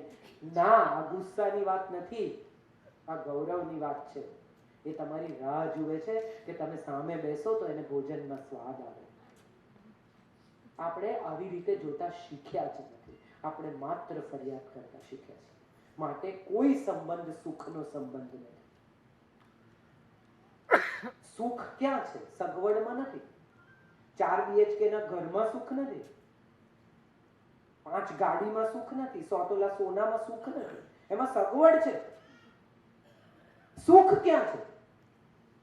સાંજ પડે 2 જણા હિંચકે બેસીને અડધો કપ ચા પી શકે ને એ સુખ છે. એક જ બનાવજે અને 1 કપ ચા બનાવે એમાંથી પોતે રકાબી બને ને એને કપ આપે અને એક પણ શબ્દ બોલ્યા વિના 5 મિનિટ હિંચકો ચાલે ને બંને બાજુમાં બેસી શકે ને તો માનજો કે તમે સુખી છો. કઈ બોલવાની જરૂર નથી. અમુક સંબંધ પછી, અમુક વર્ષો પછી પપ્પા આવીને ચપ્પલ કાઢે ને અને મમ્મી કહી દે આજે રહેવા દેજો, મગજ છટકેલું છે. કોઈને ખબર ના પડે, મમ્મીને સમજ પડી જાય જે રીતે ચપ્પલ કાઢે એ રીતે. અને પપ્પા આવતાની સાથે તરત પૂછે મમ્મીને કઈ થયું છે? કેવી રીતે ખબર પડી? કારણ કે હું અને તું હવે આપણે બની ગયા છે માટે ખબર પડી છે. ચાલો આપણે રહીએ, ચાલો આપણે બનીએ, અને જો પ્રયાસ ન કર્યો હોય તો આપણે બનવાનો પ્રયાસ કરીએ. બીજી પેઢીની વાત કરીએ તો છોકરાઓની સાથે હું અને તું બહુ થાય છે. મા બાપ ખૂબ, એ મા બાપ જેમને ખૂબ સંઘર્ષ કર્યો છે, માંડ પૈસા ભેગા કર્યા છે, હવે નવી પેઢી માટે બંગલો બનાવ્યો, ગાડીઓ લીધી, આ કર્યું, પેલું કર્યું. એ મા બાપ એને ગાડીની ચાવી આપે ને ત્યારે એમ કે, નવી નક્કોર ગાડીની ચાવી આપે 18 વર્ષે, હું તો સાયકલ પર જતો હતો. પણ એમાં એનો ક્યાં હક છે? તમે તમારા અભાવની ચર્ચા એની સાથે કેમ કરો છો? તમે એને આપો છો, એને માણવા દો. 18 વર્ષે હું તને દીકરા ચાવી આપું છું કારણ કે મને નથી મળ્યું. I want you to enjoy it, I want you to value it. આ ગાડી મારી મહેનતના પૈસામાંથી છે, રફ નહીં ચલાવતો બેટા. ગાડીને જે થાય તને કંઈ થશે ને તો હું સહન નહીં કરી શકું. આ સંવાદ થવો જોઈએ. એને બદલે આપણે શું કરીએ છીએ? આ લે 18 લાખની ગાડી છે, અમને તો કોઈએ નહોતી આપી. પણ એ તો તમારો પ્રોબ્લેમ છે, તમને નહોતી આપી. એને માટે તમે વિદેશ જાઓ, બહાર જાઓ, 5 શર્ટ લઈ આવો, 4 પરફ્યુમ લઈ આવો, 6 ચશ્મા લઈ આવો, બધું એને આપતી વખત કે અમારી પાસે તો 2 શર્ટ હતા, એક ધોવાનું ને એક સુકવવાનું. પણ એમાં એનો ક્યાં વાંક છે? એ પૈસા વાપરે તો તમને તકલીફ થાય છે, પણ એ વાપરે એ તમે જ આપ્યા છે. એને આ સુખમાં જે એસી ચલાવે, બોલો હજી તો ફેબ્રુઆરી મહિનો આવે એનું એસી ચાલુ થઈ ગયું. અરે તો ન નંખાવો, કાઢી નાખો એના રૂમમાંથી. તમે આપો છો ને પછી એ વાપરે છે, એ સામે તમને વાંધો છે. એવું કેમ ચાલશે ને એવું કેમ ચલાવશે? નવી જનરેશન પાસે પણ બહુ બધું શીખવાનું છે. એમની પાસે અપાર પ્રામાણિકતા છે, અપાર. આ એવી પેઢી છે કે તમારી આંખમાં આંખ નાખીને સાચું બોલે છે, જો તમે સાંભળી શકો તો. સત્ય જાણતા પહેલા સત્ય પચાવતા શીખો. બધી મમ્મીઓ કે બેટા મને સાચું કહેવાનું, મમ્મી તારી બેસ્ટ ફ્રેન્ડ. મમ્મીને કંઈ પણ કહેવાય. પછી 14 વર્ષનો છોકરો હોય ને, એ ઘરે આવે ને કે આજે મારા બધા ફ્રેન્ડ્સે સિગરેટ પીધી, મેં પણ પીધી.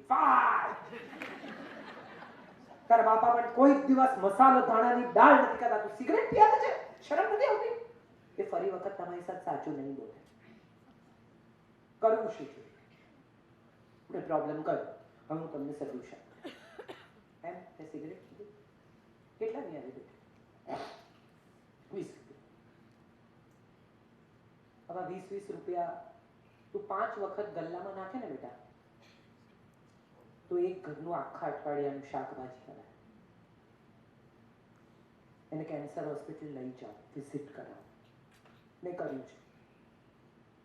મારા દીકરાને લઈને સિવિલ કેન્સરમાં એક વોર્ડમાં ફરી છું અને મેં એને બતાવ્યું છે કે આ થશે, અંતિમ સત્ય આ છે. આપણે કોઈ પણ પરિસ્થિતિનું સોલ્યુશન નથી શોધતા, આપણે કોઈ પણ પરિસ્થિતિને વધુ કેવી રીતે ગૂંચવવી એમાં માહિર છીએ. અને પછી હું અને તું વચ્ચે અંતર વધતું જાય. અમારી સાથે તો વાત જ નથી કરતો, પણ એ જેવી વાત કરવા આવે એવા તમે પ્રોબ્લેમ જ ઊભા કરો છો. એ તમને આવીને કઈ નવો આઈડિયા આપે, તમારી સાથે કોઈ નવી વાત કરે, તમને કઈ નવું કહે, એટલે સૌથી પહેલા તમારું મગજ જાય, આ બધું મારે નથી સાંભળવું, તું કમાઈને કરજે. તો એ કઈ તમને નહીં કહે. એ કઈ મ્યુઝિક સાંભળતો હોય, આ હું તમારા ટાઈમના ગીતો. કોણ છે અરિજીત, કોણ છે પોપોન? સાંભળો તો ખરા એકવાર એની બાજુમાં બેસી. તમે તમારા મુકેશમાં જ રાચ્યા કરો. તમારું દિલ તૂટ્યું ત્યારથી આજ સુધી એ જ સાંભળ્યા છે. કોલેજમાં જે છોકરી ગમતી હતી એ બીજાને પરણી ગઈ ત્યારથી આ મુકેશ જે ચોટ્યો કઈ છૂટો જ નથી પડ્યો. હજી પણ મજા શું છે ખબર? કોક કોલેજમાં ગમતું હતું, સ્ત્રીને પણ ગમી શકે, પુરુષને પણ. અને એ ગમતા હોવું એ કોઈ ગુનો નથી. એ ઉંમરે કોઈ ગમવું એ નોર્મલ સિચ્યુએશન છે. ન ગમતું હોય તો ડોક્ટર પાસે જજો. તમને એ સમયે કોઈ ગમતું હતું એ વાત બહુ અદ્ભુત છે. પછી હવે આ બધા ફેસબુક પર ભેગા થયા છે, ખબર? સ્કૂલના બધા રિયુનિયન્સ થાય અને બધું થાય, એ બધા ભેગા થાય, 82 નો બેચ ને 80 નો બેચ ને, અને ત્યારે બધા વિચારે કે એ પણ આપશે. વાળ જરા કરાવી લે, ડાય વાય કરાવે, જે 20 દિવસમાં વજન ઉતર્યું એ સાચું, પણ કરી નાખે. ડાયટ પર છું, બધું કરીને ત્યાં પહોંચે ને ત્યારે બંને જણને એમ થાય આના માટે મેં 20 વર્ષની બરબાદી કરી. અને જુઓ તો ખરા આ કેવી થઈ ગઈ છે. અને પેલી પણ વિચારે હાય હાય આ ફૂટબોલ રમીને આવતો ને જેના વાળ ઉડતા એ ક્યાં ગયા? અને મજાની વાત શું છે ખબર છે? એ દિવસે જ્યારે તમે તમારા સ્પાઉસ સાથે પાછા જતા હો ત્યારે તમને સમજાય કે મા બાપે જે નક્કી કર્યું ને ઉત્તમ હતું. દુઃખની વાત એ છે કે આપણને ખરાબ વ્યક્તિ મળી છે ને એ તરત સમજાઈ જાય, પણ આપણને સારી વ્યક્તિ મળી છે ને એ સમજવામાં આપણે 20 વર્ષ કાઢી નાખ્યા. કોકને યાદ કરે, જૂના ગીતો સાંભળે ને યાદ કરે ને મિત્રો મળે ત્યારે કહે કે ક્યાં હશે કોને ખબર, શેને માટે એ ગઈ તિથિ બ્રાહ્મણે નથી વાંચતો એમ કહેવાય, જે ગઈ એ ગઈ, હવે આ છે એના તરફ જુઓ. એ બિચારી ઘસાઈ જાય છે ગરમ ગરમ રોટલી ખવડાવવા, પણ સ્કૂલનો ભાઈબંધ મળે ત્યારે કે ગજબ હતી યાર, અને પછી એક ગજબ જ્યારે મળે ત્યારે અજબ લાગે, અને અજબ ગજબની વાતો થાય. મજા એ છે જીવનની કે આપણે બધા છે ને જે નથી મળ્યું ને એના અફસોસમાં આખી જિંદગી કાઢી. એ વસ્તુ હોય, વિચાર હોય, વ્યક્તિ હોય, જે નથી મળ્યું ને એમાં આખી જિંદગી નીકળી ગઈ. જે મળ્યું છે એનું લિસ્ટ બનાવવાનું જ રહી ગયું, કારણ કે પેલું જે ગયું એ જ સૌથી કિંમતી હતું. બાજુવાળાની ગાડી જોઈને કાયમ જીવ બળે, પણ તારી છે ને ભાઈ થોડી નાની છે, ચલાવે સી, સાંભળ ગીતો, મોટી હોય કે નાની હોય. ને અહીંયા વલસાડ નવસારીના ટ્રાફિકમાં તો નાની ગાડી જ બેસ્ટ. એને સમજાવવાનું કે આવડી મોટી લઈને કેવી રીતે જાઓ છો તમે, એને આપો ઇન્ફિરિયોરિટી કોમ્પ્લેક્સ કે નાની ગાડી જ અક્કલવાળા લોકો લેવાય જ નહીં. એને એમ થવું જોઈએ કે આ મારો બેટા હોશિયાર છે, જો એને નાની લીધી, આ મને બજાડી મોટી. તમે જે ધરાવો છો, તમારી પાસે જે છે, તમે જે મેળવ્યું છે, તમે જે પામ્યા છો, એ કેટલું સુંદર છે એ જો તમે નહીં સમજો ને તો બીજાને કેવી રીતે સમજાવશો? એ વ્યક્તિ હોય, વસ્તુ હોય કે વિચાર હોય, તમારી પાસે જે છે એ જ શ્રેષ્ઠ છે. એ વાત જો હું સમજુ તો જ તમને સમજાવું. મારી અંદર જો અફસોસ અફસોસ અફસોસથી ના ધુમાડા છે તો મને તો દેખાશે જ નહીં કશું સારું. મને નથી મળ્યું, અરે યાર, તમે કોઈ પણ જગ્યાએ, સમાજમાં, પાર્ટીમાં, લગ્નમાં, દુનિયાની કોઈ પણ જગ્યાએ જાઓ, તમે તમારી જાતને જ્યોતિષ સાબિત કરી દો. કેવી રીતે ખબર? હાથ જોઈને કહેવાનું, તમને કોઈ સમજતું નથી. ભેટી પડે હો તમને કે જરા સરખી રીતે જુઓ ને. દરેકને લાગે છે કે એને કોઈ નથી સમજતું. mc² + p² છો, તમારો દાખલો સોલ્વ જ નથી થતો જીવનનો, તમને કોઈ સમજી જ નથી શકતું. એવા કેવા તમે અઘરા છો, કોઈ નાસાનો એક્સપેરિમેન્ટ છો તમે કે તમને કોઈ સમજાવે? માણસ છો યાર, સીધે સીધું વર્તો તો બધા સમજશે. ઓફિસ થી આવે, મોઢું ચડેલું હોય, મગજ ઠેકાણે ના હોય, પત્ની પૂછે ચા નથી પીવે, અરે શાંતિથી ના પાડ ભાઈ. એને કઈ તમને એમ નથી પૂછ્યું પગ નીચે બોમ્બ ફોડું, એને એમ પૂછ્યું છે ચા પીવી છે કે નથી પીવી? ના, સારી રીતે ના પાડ. બહાર જવું છે, નથી આવવું, અરે તમારી જોડે શું થયું એને નથી ખબર. બપોરે ગેસ જતો રહ્યો, કામવાળી ના આવી, પછી પાણી ના આવ્યું, અને પછી પાઇપ લગાવ્યો તો આખા ઘરમાં પાણી પાણી થઈ ગયું, એને નથી ખબર. આ આપણે એકબીજાની સાથે કમ્યુનિકેટ કરો, હું અને તું એકબીજા સાથે સંવાદ કરો તો આપણે બનશે. આપણે નથી બની શકતા કારણ કે સંવાદ નથી કરતા. મારી પાસે જે છે એ શ્રેષ્ઠ છે. તમને તમારી પત્ની કે પતિ, તમારી ગાડી અને તમારું ઘર નહીં ગમતું હોય ને તો જીવનમાં ક્યારેય સુખી નહીં થઈ શકે. આ ત્રણ વસ્તુ તમારી છે, તમને ગમવી જ જોઈએ. અને હવે ચોથી ઉમેરાય છે તમારું સંતાન. મેં દરેક મા બાપને જોયા, જો પેલાના માર્ક જો એ કેટલો ડાયો છે ભાઈ, એ તમારી સામે ડાયો છે, પોતાને ઘેર જઈને શું કરે છે જુઓ તમે.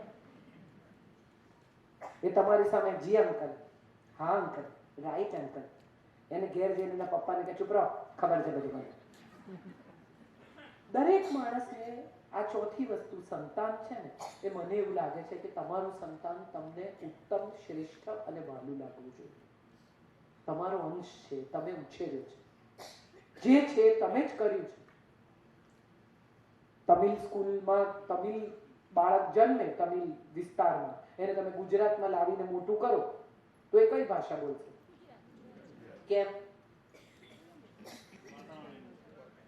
તો તમારું છોકરું ખરાબ રીતે બોલે છે એના માટે કોણ જવાબદાર? જો પેલાનો છોકરો કેટલો ડાયો, તમારા બાળકને ભણવામાં રસ નથી તો એના માટે કોણ જવાબદાર છે? તમે એ મોબાઈલ નથી છોડતો એને માટે કોણ જવાબદાર છે? બીજાને બ્લેમ કરવાથી કશું નથી થતું. તમે નક્કી કરો કે ચલો બેટા કાલથી છે ને હું 6 વાગે 7 વાગે જેટલા બી વાગે ઓફિસથી ઘરે આવું ને પછી આપણે બંને જણા 2 કલાક મોબાઈલ મૂકી દઈશું, આપણે વાતો કરીશું. મારા એક પોલીસ ઇન્સ્પેક્ટર મિત્ર છે, એ જુએ તો મારા દીકરા સાથે બહુ વાતો કરું, એ મને બધી નાની નાની વાતો એના દિવસની શેર કરે તો કે યાર તમારા બહેનો સરસ છે, તમે બહુ વાતો કરો. તમે પણ કરો.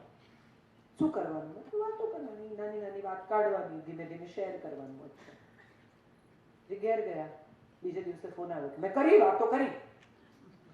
શું કર્યું તમે? મેં કીધું તો કે ઘરે ગયો ને બૂમ પાડી કે ચાંદની, એટલે આવી મારી દીકરી. મેં કહ્યું બેસ અહીંયા વાતો કર. એમ ન થાય વાતો, શરૂ કરવી પડે ધીમે ધીમે, પાપા પગલે. એના મનની વાત સમજવા માટે એના મન સુધી પહોંચવું પડે. આપણે તો સૂચના આપીએ છીએ, સંવાદ નથી કરતા. નાઈ લે, ખાઈ લે, તૈયાર થઈ જા, પહોંચી જજે, આવી જજે, ટ્યુશન જા, પાછો આવ, આ કર, પેલું કર, ફલાણું કર. સૂચના છે, આ સંવાદ નથી. સંવાદ શું છે કે બેટા શું જમીશ? કેમ નથી ભાવતું આ શાક? તને ખાવું જ પડે ભાઈ. રીંગણા નથી ભાવતા? 8 દિવસ રીંગણા બનાવો. ના કેમ ભાવે? અરે આજ સુધી રીંગણા ખાધા વગર જીવેલો માણસ મરી નથી ગયો. એકાદ બે શાક એને નથી ભાવતા તો એને એક્ઝમ્પશન આપો. તમે કઈ ડિસિપ્લિન કરો છો? એ જાગીને સમયસર સ્કૂલે જાય, ભણવા બેસે, તમને રસોડામાં થોડી મદદ કરે, એ અગત્યનું છે કે રીંગણા ખાય અગત્યનું? તમે કઈ વાતમાં ડિસિપ્લિન કરો? બનાવો કાલથી 8 દિવસ રીંગણા, ધકેલી કાઢો એને રીંગણા. શું what are you talking? કયા જમાનામાં વસો છો? કયો ઉછેર આપો છો? આપણે બધા જ અજાણતા ખોટી વસ્તુમાં ડિસિપ્લિન કરીએ છીએ ને સાચી વસ્તુમાં છોડી દઈએ છીએ. દીકરી આવીને એમ કે મારે 8 વાગે પાર્ટીમાં જવું છે. બિલકુલ નહીં, 8 વાગે નથી જવાનું. પછી કેટલા વાગે આવીશ? 10:30 11. ના ના ના, બિલકુલ નહીં. 8 10 11 વાગે આવી રીતે છોકરીઓ રખડે, આપણને પસંદ જ નથી. પછી 9 વાગે ક્યાંક એક એની બેનપણી આવે કે પેલું અમારે ઇમ્પોર્ટન્ટ બધું માર્ક કરવા જવું છે. હા હા જા જા જા. આ બે તમારા જુદા સ્ટેચર છે. કાં તો નથી જ જવાનું અને કાં તો બધે જવાનું. જાય ત્યારે એને એમ કહો કે નંબર આપીને જા. તારો ન લાગે તો કોઈ એક વ્યક્તિ જે તારી સાથે છે એનો નંબર આપીને જા, એડ્રેસ આપીને જા ને ત્યાં જઈને તરત મને લોકેશન શેર કરજે. જા. આ વાત પર તાળી પડવી જોઈએ. આપણે બધા જાણે અજાણે આપણા સંતાનોને બાંધીએ છીએ, સાંધતા નથી. તંતુ ઊભો કરો, સાંધો એમની સાથે. મારી એક બહુ જ વાલી દીકરી છે, બહુ જ વાલી છે. એને વાળ કપાવા નથી, એને લાંબા વાળ ગમતા, એટલે મને વાળ કપાવા. આખું ઘર લોકો વાતો કરશે, પછી આમ ને પછી આમ ને, વાળ કપાવા જ નહીં, છોકરીઓ કેવી રીતે વાળ કપાવે ને. એક દિવસ હું એને ત્યાં ગઈને મેં એમ કહું મેં કપાઈ નાખતું તારે, કોઈનું સાંભળતી નહીં. એના વાળ એને કપાવાના, સેલોના પૈસા એને ચૂકવવાના. તમે કોણ છો એના વાળ કેવડા રાખનારા, એ નક્કી કરનારા? એ કયું માને છે? તમે માંદા હો તો તમારા માટે હોસ્પિટલ દોડે છે? તમને દવા લાવી આપે છે? રાતે 12 વાગે તમને ઉલટી થાય ત્યારે ઊંઘમાંથી ઉઠીને તમારો ફોન પહેલી રિંગ પર ઉપાડે છે? પોતાનું કામ કરે છે, કમાય છે, ઇન્ડિપેન્ડન્ટ છે, તમારું સન્માન રાખે છે? એને ગમતું હોય કે ન ગમતું હોય તમારી વાત સાંભળે છે? આ અગત્યનું છે. એને બદલે આપણે શું કરીએ છીએ? એના અપિયરન્સ પર જઈએ છીએ. આ નહીં પહેરવાનું, આ નહીં ખાવાનું, આમ નહીં કરવાનું. હવેના બાળકો આઝાદ છે. એમને તમે બાંધી શકશો એક જ રીતે, અને સ્નેહથી, પ્રેમથી બાંધો. એની પાંખો કાપવાનો પ્રયત્ન નહીં કરતા. બાકી એવી ફફડાવશે કે તમને મારીને નીકળી જશે. એમની પાંખોમાં બળ છે. આ જેન ઝી ને જેન આલ્ફા જબરજસ્ત છે. એની પાંખોમાં બળ છે. આમ તમારા મોઢા પર ઝાપટ મારીને જતા રહેશે. પણ જો તમે એમ કહેશો ને કે બેટા ન જાને, આજનો દિવસ બેસને મારી પાસે, મને નથી ગમતું, દુનિયા છોડીને તમારી પાસે બેસ, કહેતા શીખવો ને, એ પણ હું પ્લસ તું કરવાની એક રીત છે. હું તમને એમ કહું કે આ મળો મારા બાપની બૈરી છે, તમને નહીં ખબર પડે કે કોણ છે? પડશે? આ મારા બાપની બૈરી છે એટલે કોણ છે? કોણ છે? પણ હું એમ કહું કે બાપની બૈરી છે તો સારી લાગીશ? હું શું કહું? આ મારા મમ્મી છે, મારા માં છે તો હું સારી લાગીશ. આપણે છે ને આ બાપની બૈરી શબ્દ જે છે ને, જે ભાષા, જે પ્રકાર, એ પ્રકારના શબ્દો, ભાષાનો ઉપયોગ વારંવાર આપણા સંતાન સાથે કરીએ છીએ. તમારા જમાનાના કપડાં ખરાબ, તમારા જમાનાના ગીતો ખરાબ, તમારી પેઢી ખરાબ, તમારું ફલાણું ખરાબ, તમારું ઢીકણું ખરાબ, તમે આવા, તમે આવા, તમે આવા, તમે આવા, તમે આવા. પછી એ તમને કે તમે કેવા બોગસ, પૈસા પૈસા ગણ્યા કરો, તમારા પૈસા તમે ના વાપરતા હો, દાટી દેજો. આ સામ સામે કરવાને બદલે ચાલો સાથે સાથે ચાલીએ. અને તમે જ્યારે સાથે સાથે ચાલો ને કોઈની, ત્યારે સાયન્સ શું છે ખબર છે? તમે કોઈની સાથે ચાલો ને ત્યારે તમારો જમણો હાથ હોય ને એનો ડાબો જોઈએ. બે જુદા જ છે. એનો જમણો હાથ પકડીને તમે નહીં ચાલી શકો, પણ એનો જમણો જ પકડવો એવો આગ્રહ રાખવાને બદલે એનો ડાબો પકડીને ચાલો એની સાથે, તો સાથે સાથે ચાલી શકાય. આપણો પ્રોબ્લેમ એ છે કે મેં જમણો હાથ ઊંચો કર્યો, તું પણ જમણો કર. એવું કઈ હોય નહીં. હાથ પકડવાનું મહત્વ છે, કયો હાથ પકડ્યો એ મહત્વ નથી. છેલ્લી વાત કહીને મારી વાત પૂરી કરું. આ આપણને કોણ છે? પૂછું, તમે છો. આ સમાજ છે, લોકો છે, પડોશીઓ છે, મિત્રો છે, આસપાસની દુનિયા છે, તમારી સાથે જીવતા, તમારી જગતની આસપાસ વસતા, તમારી ભીતર વસતા, તમારી બહાર વસતા, તમારી સ્મૃતિમાં વસતા, તમારા હૃદયમાં વસતા, તમારા મનમાં વસતા, તમારા વિચારોમાં વસતા લોકો પણ છે. એ બધા મળીને, કુલ મળીને આપણે બને છે. તમે ચાઇના નથી જોયું માટે ચાઇના એક્ઝિસ્ટ જ નથી કરતું એવું બને? તમે જે દેશ નથી જોયો, તમે જે વિચાર નથી જાણ્યો, તમે જે પુસ્તક નથી વાંચ્યું, તમે જે ભોજન નથી ખાધું, એ છે જ નહીં, જગતમાં જ નથી. એવું હોય કોઈ દિવસ? આ એક્સપિરિયન્સમાંથી તમે પસાર નથી થયા માટે તમને આ અનુભવની, આ પ્રવૃત્તિની, આ વાતની જાણ નથી. Fine, okay, I buy that, I am ready to buy that. પણ તમે જ્યારે એમ કહી દો છો કે આવું હોય જ નહીં, ત્યારે તમે સમગ્ર વિશ્વને નકારો છો, ઈશ્વરના અસ્તિત્વને નકારો છો. આપણે એટલે ભીતરના 5 તત્વ અને બહારના 5 તત્વ, બેનું બેલેન્સ. તમારી ભીતરના જળનું બેલેન્સ. તમારી ભીતરનું જળ એટલે તમારા આંસુ, તમારા ભોજનમાં ભરેલું જળ, તમારું સુખ, તમારું દુઃખ, બધું ભેગું મળીને આ તમારી ભીતરનું જળ છે. તમારી ભીતરનું આકાશ એટલે તમારી ઉડવાની તાકાત. એ તમારી બહારના આકાશ સાથે પણ ભેગું થાય છે. પણ તમારી બારીમાંથી જેટલું આકાશ દેખાતું હોય, એકચ્યુઅલી આકાશ એટલું નથી. આકાશ તો બહુ વિશાળ છે. તમારી બારીમાંથી એટલું દેખાય છે કે તમને લાગે છે કે આટલું જ છે. બહાર નીકળો, જુઓ. તમારા સંતાનને કદાચ એથી વિશાળ દેખાતું હોય, એ તમને બતાવે છે, જોવાનો પ્રયત્ન કરો. તમારી ભીતરનો વાયુ, ઘણા કે મગજમાં બહુ હવા ભરાઈ ગઈ છે, કે છે ને, આ હવા જે ભરાઈ ગઈ છે ને, એ હવા તમારી ભીતરનો વાયુ છે. એ કાઢો અને એને શ્વાસ મારો. તમારા સંતાનને તમે પાસબુક નહીં આપી જાઓ ને તો ચાલશે, શ્વાસ બુક આપી જજો. એને આવડવું જોઈએ કે એના શ્વાસ અને બાકીના લોકોના શ્વાસ બંને ઇક્વલી અગત્યના છે. કોકને નહીં ઉડાડે તમારું બાળક, આ 9 જણને જેમ તથ્ય પટેલે ઉડાડે ને, એમ તમારું બાળક ક્યારેય કોઈને નહીં ઉડાડે. બલકે રેસ્ટોરન્ટમાંથી નીકળતું હશે ને અને એને જમી લીધું હશે ને, 2 બાળકો બેઠા હશે ને, તો જઈને અંદર જઈને ખાવાનું લાવીને આપીને નીકળશે કે મારું પેટ ભરેલું છે ને તારું ભરેલું. બીજાના શ્વાસ પણ અગત્યના છે, એ શીખવો. એના વધારાના કપડા દર દિવાળીએ એની પાસે કઢાવો અને એને કહો ચલ તારા જ હાથે આપણે આપવા જોઈએ. જે રમકડાથી એ ન રમતું હોય એ રમકડા કઢાવો અને એને કહો ચલ આપણે એવા બાળકોને આપીએ જે રસ્તા પર બેઠા છે, જેની પાસે ઘર પણ નથી, એને તારા મોંઘા રમકડા આવે, તું નથી રમતો ને, તને જે ના જોઈતા હોય કાર્ડ આપણે આપીએ.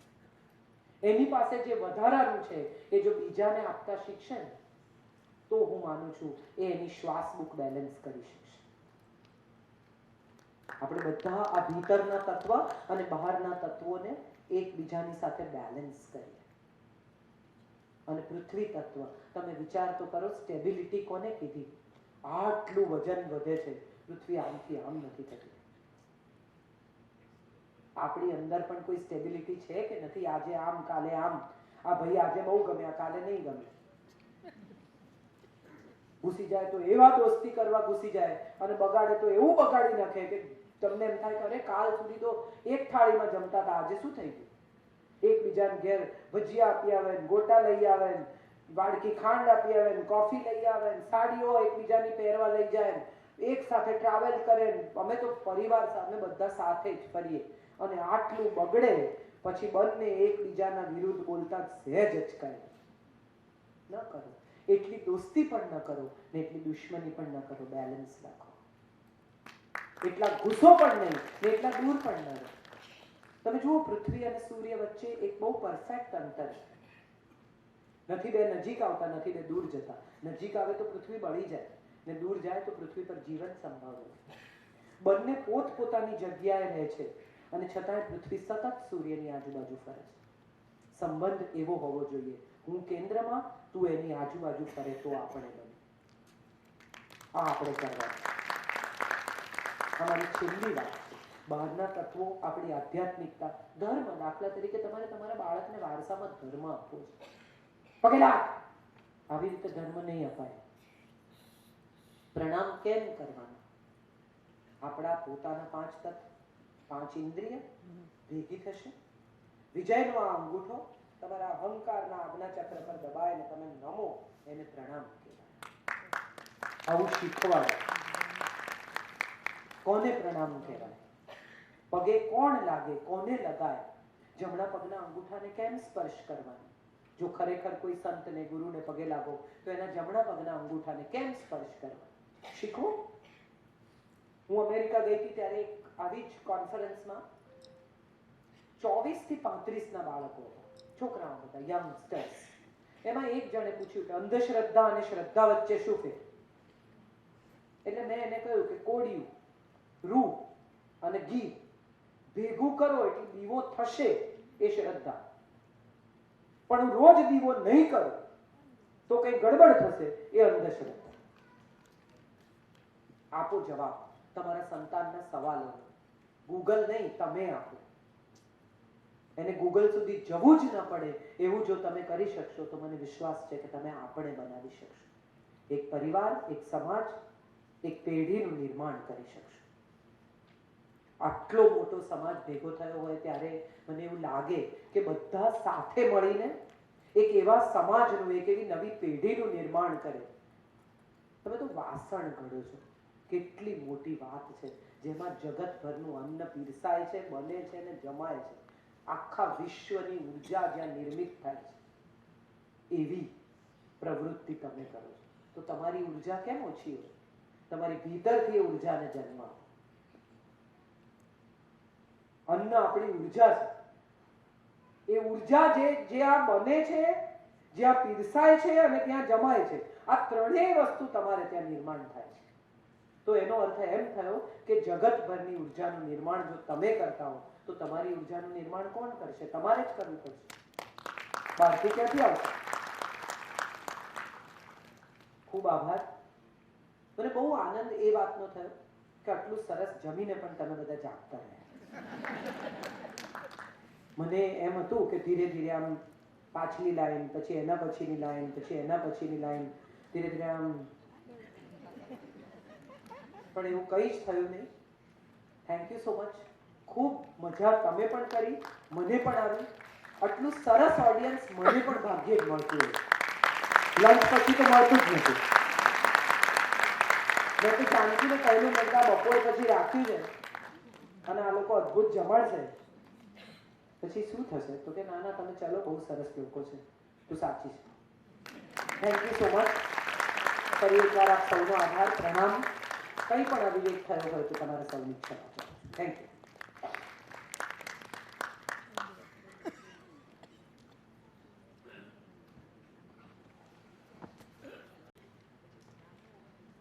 સવાલ પૂછવો હોય તો તેઓ હાથ ઊંચો કરશે તો વર્લ્ડ ટેસ્ટ એમના પાસે માઇક લઈને પહોંચશે.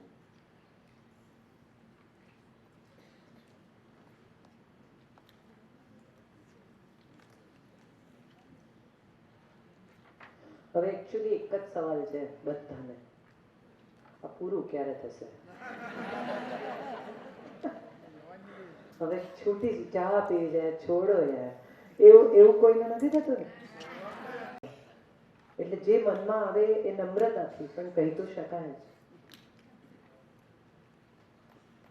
તમારા જેવા વક્તા અમારા સમાજને વારંવાર ઉપલબ્ધ ના થઈ શકે. આજે કદાચ કેમ ના થઈ શકે? મેં તો ના નથી યોગ કહ્યું. છે અને જાનકીબેન ખરેખર એક મહેનત છે કે તમને અહીંયા અમારા સમાજની સાથે તેઓએ તમે કંઈ પણ પૂછી શકો છો. મારું કંઈ લખ્યું હોય, વાંચ્યું હોય, કંઈ મનમાં સવાલ હોય. મને એકવાર જેતપુરમાં એક ભાઈએ પૂછેલું કે તમે 4 વાર લગ્ન કર્યા છે, એવું બધા કહે છે. એટલે મેં કીધું ના, 2 વાર કર્યા છે, 2 બાકી છે. તમને છે રસ? હસી શકાય ને તો જિંદગીમાં તમામ સમસ્યાઓનો હલ મળે છે. આવું શીખીશ. Keep smiling and make a joke out of everything that you seem is a problem. તમને જ્યાં જ્યાં સમસ્યા લાગે ને ત્યાંથી હાસ્ય નિપજાવવાનો પ્રયાસ કરો તો તમને સમસ્યા નહીં લાગે. આ મારી ખરેખર હું પ્રેક્ટિસ કરું છું આની, અને મને એવું લાગે છે કે એનાથી જીવન બહુ આસાન થઈ જાય છે. હસી શકાય તો પ્રશ્નો ઓછા થઈ જાય છે. પરિસ્થિતિ તો આ જ છે. તમે ટ્રાફિકમાં ફસાયા છો, હવે તમે નથી આગળ જઈ શકતા, નથી પાછળ જઈ શકતા, તો જુઓ કે લોકો કેવી હ્યુમર કરે છે, કોણ સીન ખરીદે છે, કોણ બહાર નીકળીને જોવા જાય છે, કોણ પંચાયત કરે છે કે કેમ આવું થયું છે, કઈ ગાડીમાં પતિ પત્ની ઝઘડે છે, કઈ ગાડીમાં પતિ પત્ની પ્રેમ કરે છે, કઈ ગાડીમાં આગળનું બાળક તમને વેવ કરે છે, તમે એને વેવ કરી શકો છો. તમે પસાર થઈ જશો અને હવે ક્યારે આ ખુલશે યાર, ક્યારે આ ખુલશે યાર, તો તમે બોર થશો. આમાં પરિસ્થિતિ તો આની આ જ રહેવાની છે. 15 મિનિટ તમે ફસાયેલા છે. હવે આ 15 મિનિટનો ઉપયોગ તમે શું કરો છો એના ઉપર તમારી એ 15 મિનિટનો આધાર છે. તમે જોયું જ હશે, આદુનું પાણી પીવાથી વજન ઉતરે ને, જીરું પલાળી દો તો આમ થાય ને, મોટાપા કમ કરો ને, વાળ લાંબા કરો ને, ટૂંકા કરો ને, આમ કરો ને. આખી યુનિવર્સિટી છે વોટ્સએપની. મને એવું લાગે છે કે જે આ સુવિચારો તમને મોકલે છે ને, ખરેખર જો તમારે જીવનમાં કંઈ કરી બતાવવું હોય ને તો જે સુવિચાર તમને આવ્યો છે ને એને પાછો મોકલી દો. તરત જ બીજી જ મિનિટે એને મોકલી દો અને નીચે લખો આ તમે કર્યું, બસ પતી ગયું. એ તમને કાલથી નહીં મોકલે. ધીરે ધીરે ફ્લો ઓછો થઈ જશે. તરત જ એને પાછો મોકલવાનો. જગતમાં ભાઈચારો સત્ય છે ને, ફલાણું આમ છે ને, આ બધું જે તમને પત્નીને પૂજા કરવી જોઈએ ને, અન્નપૂર્ણાને હાથ જોડવા જોઈએ, આ બધું જે લખ્યું હોય ને એને તરત જ રિટર્ન કરી અને નીચે લખો આ તમે કર્યું, બસ. બીજે દિવસે નહીં મોકલે. એને સમજાઈ જશે કે આપણે કરવા માટે છે, મોકલવા માટે નથી. પ્રશ્ન એ છે કે સુવિચાર છે ને એ બીજાને આપવા માટે જ છે. સુવિચારનો અર્થ જ એ છે કે આ તમને આપવા માટે છે, મારે આની જોડે કઈ લેવા દેવા નથી. એટલે એમાં ન પડો, ન મોકલો, ન રિસીવ કરેલા સુવિચારો વાંચો અને વાંચીને પછી એના ઉપર જીવ બાળો. આ તો પોતે તો કઈ કરતો નથી, બધું મોકલ કરે, પણ તમે શું કામ વાંચો છો? એ તો ભલે મોકલે, ના વાંચો. હું તો ક્લિયર ચેક, જે મારા સ્કૂલના ગ્રુપને બીજા બધા છે, ક્લિયર ચેક કરી દેવાનું. એક જ સેકન્ડમાં એવી સુવિધા છે વોટ્સએપમાં કે બધી જેટલા સંદેશા, ફોટા જે આવ્યો બધું એક કચરાના ડબ્બામાં. ખરેખર કામનું હોય ને એટલું જ જોવાનું, બાકી ખરેખર કંઈ જોવાનું નહીં, કારણ કે તમારા મગજના જીબી નિશ્ચિત છે. ખોટી ફાઇલો ભરશો ને તો ફ્રીજ સામે જઈને ઉભા રહેશો અને વિચારશો કે હું કેમ આવી હતી. ખોટો કચરો ભરશો જ નહીં મગજમાં, કારણ કે તમારા જીબી નિશ્ચિત છે. કબાટ ખોલીને ઉભા રહેશે, મારે શું જોઈતું હતું. હા તો એવું એટલા માટે થાય છે કારણ કે કચરો બધો બહુ ભર્યો છે. નકામી ફાઇલો ડિલીટ કરો તો તમારા જીબી ખાલી થશે ને. જીબી ખાલી થશે તો મગજ કામ કરશે. ખરેખર કહું છું, આવું કરી જોજો. જે નકામું છે બધું ડિલીટ કરી નાખો. ફોનમાંથી, મગજમાંથી, જીવનમાંથી, સંબંધમાંથી, પરિસ્થિતિમાંથી બધું નકામું ડિલીટ કરો. કેટલી જગ્યા ખાલી થાય છે જોજો. કબાટમાંથી પણ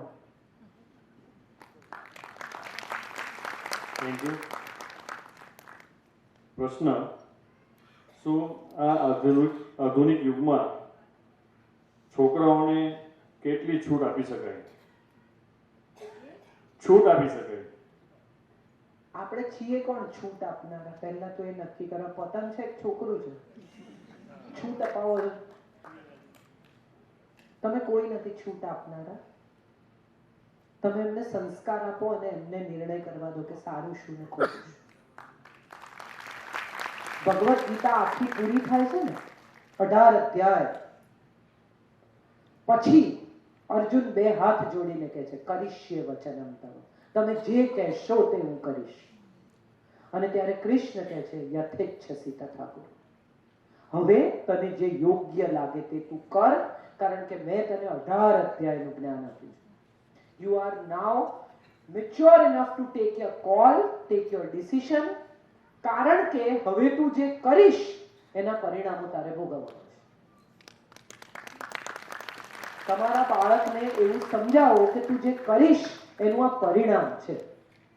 એ પરિણામ સમજી જશે તો એ વસ્તુ કરવી કે નહીં એ વિશેનો નિર્ણય કરી શકશે. બાકી છૂટ ફૂટ જેવા શબ્દમાં હું બહુ માનતી નથી અને એ લોકો છૂટ માંગતાય નથી કે આપણે આપીએ. એમને એ જ કરે છે જે એમને કરવું.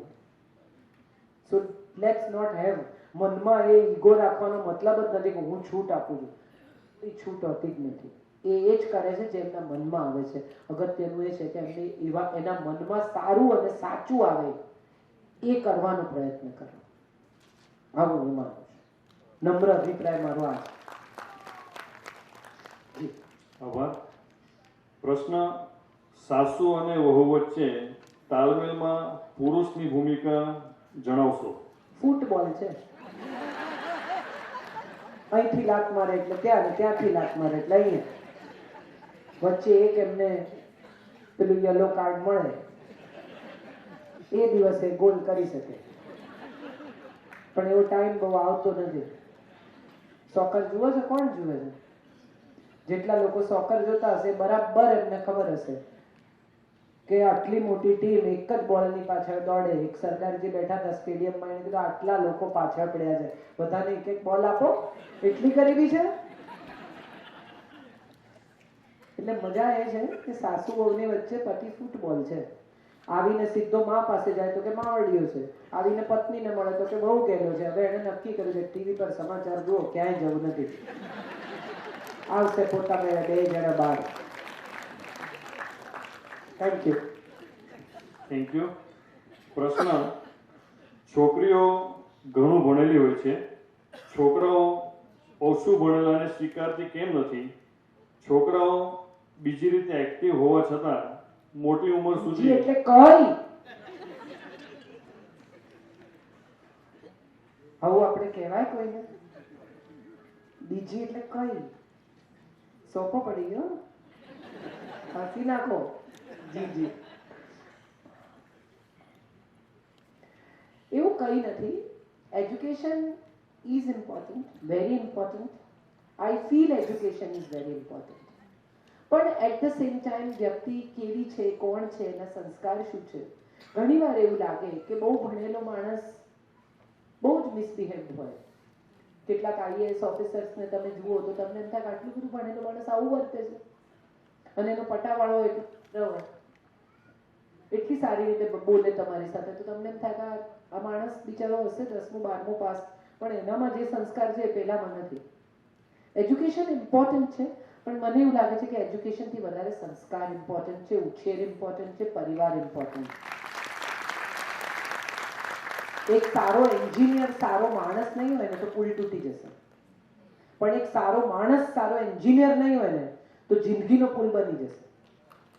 એટલે તમે નક્કી કરો કે તમને એન્જિનિયર જોડે પરણવું છે કે માણસ જોડે પરણવું છે. તમને આઈએએસ જોડે પરણવું છે કે એક એવા પતિ સાથે પરણવું છે જે જીવનભર તમને વહાલ કરે, તમને સારી રીતે રાખે. ડોક્ટરના લગ્ન ડોક્ટર સાથે તો નામ ના લખશો કંકોત્રીમાં, ખાલી એટલું જ લખજો એમબીબીએસ ના લગ્ન એમબીબીએસ સાથે. નામ કોઈ બી હોય તમને શું ફેર પડે? ડિગ્રી જ પરણે છે ને. બેંક બેલેન્સ હોય તો એવું લખજો કે 4 બંગલા 2 ગાડી આટલા કરોડ રૂપિયાના લગ્ન 2 બંગલા 4 ગાડીના આટલા કરોડ રૂપિયા સાથે થઈ રહ્યા છે. માણસના લગ્ન માણસ સાથે થાય તો હું માનું છું હું તું પ્લસ આપણે થાય. Thank you so much. Close કરીએ 5 સેકન્ડ. જી લઈ લઈએ છેલ્લો પ્રશ્ન આપી દો. છોકરી લગ્ન પહેલા ડિમાન્ડ કરે છોકરા પાસે, ઘર જોઈએ છે, ગાડી જોઈએ છે, વગેરે વગેરે, તો એ ડિમાન્ડ જે છે એ કેટલી હદ સુધી વ્યાજબી? તો મારે તો પીએમ થવું છે, હું ડિમાન્ડ કરું છું. લો મારે હવે સીધા અહીંથી નીકળીને દિલ્હી પહોંચવું છે. ડિમાન્ડ તો કોઈ કંઈ પણ કરે. વ્યાજબી ગેરવ્યાજબી નક્કી કરવાનો હક માત્ર એ જ વ્યક્તિનો છે જેની પાસે આ ડિમાન્ડ કરવામાં આવી છે. તમને એમ લાગે કે વ્યાજબી છે તો વ્યાજબી છે, તમને એમ લાગે કે ગેરવ્યાજબી છે તો ગેરવ્યાજબી છે. તમારું નાનકડું બાળક 7 ચોકલેટ એક સામથી ખાવા માંગે તો એનો નિર્ણય કોણ કરે? પડોશી. બિચારાને ખાવા દો ને. માને ખબર છે કે ના મૂકી દે, કારણ કે ઉધરસ થશે તો ધ્યાન માએ રાખવાનું છે. પડોશીની શું નિસ્બત છે? તો જેણે આમાં પરિણામ ભોગવવાના છે, જેણે એ પરિસ્થિતિનો સામનો કરવાનો છે, એને જ અધિકાર છે નક્કી કરવાનો કે વ્યાજબી છે કે ગેરવ્યાજબી. આપણે કોણ નક્કી કરનાર? I think it's not our call. જી પ્રશ્ન, આપ શ્રી જે એક પ્રયોગ કીધો કે ટેબલ ઉપર હાથ મૂકવાની શૈલીથી માણસની વિચારશૈલી માપી શકાય, તો એના કોઈ 1-2 ઉદાહરણ આપી શકો તમે? એ તો અહીંયા બોલાવવા પડે તો ખબર પડે.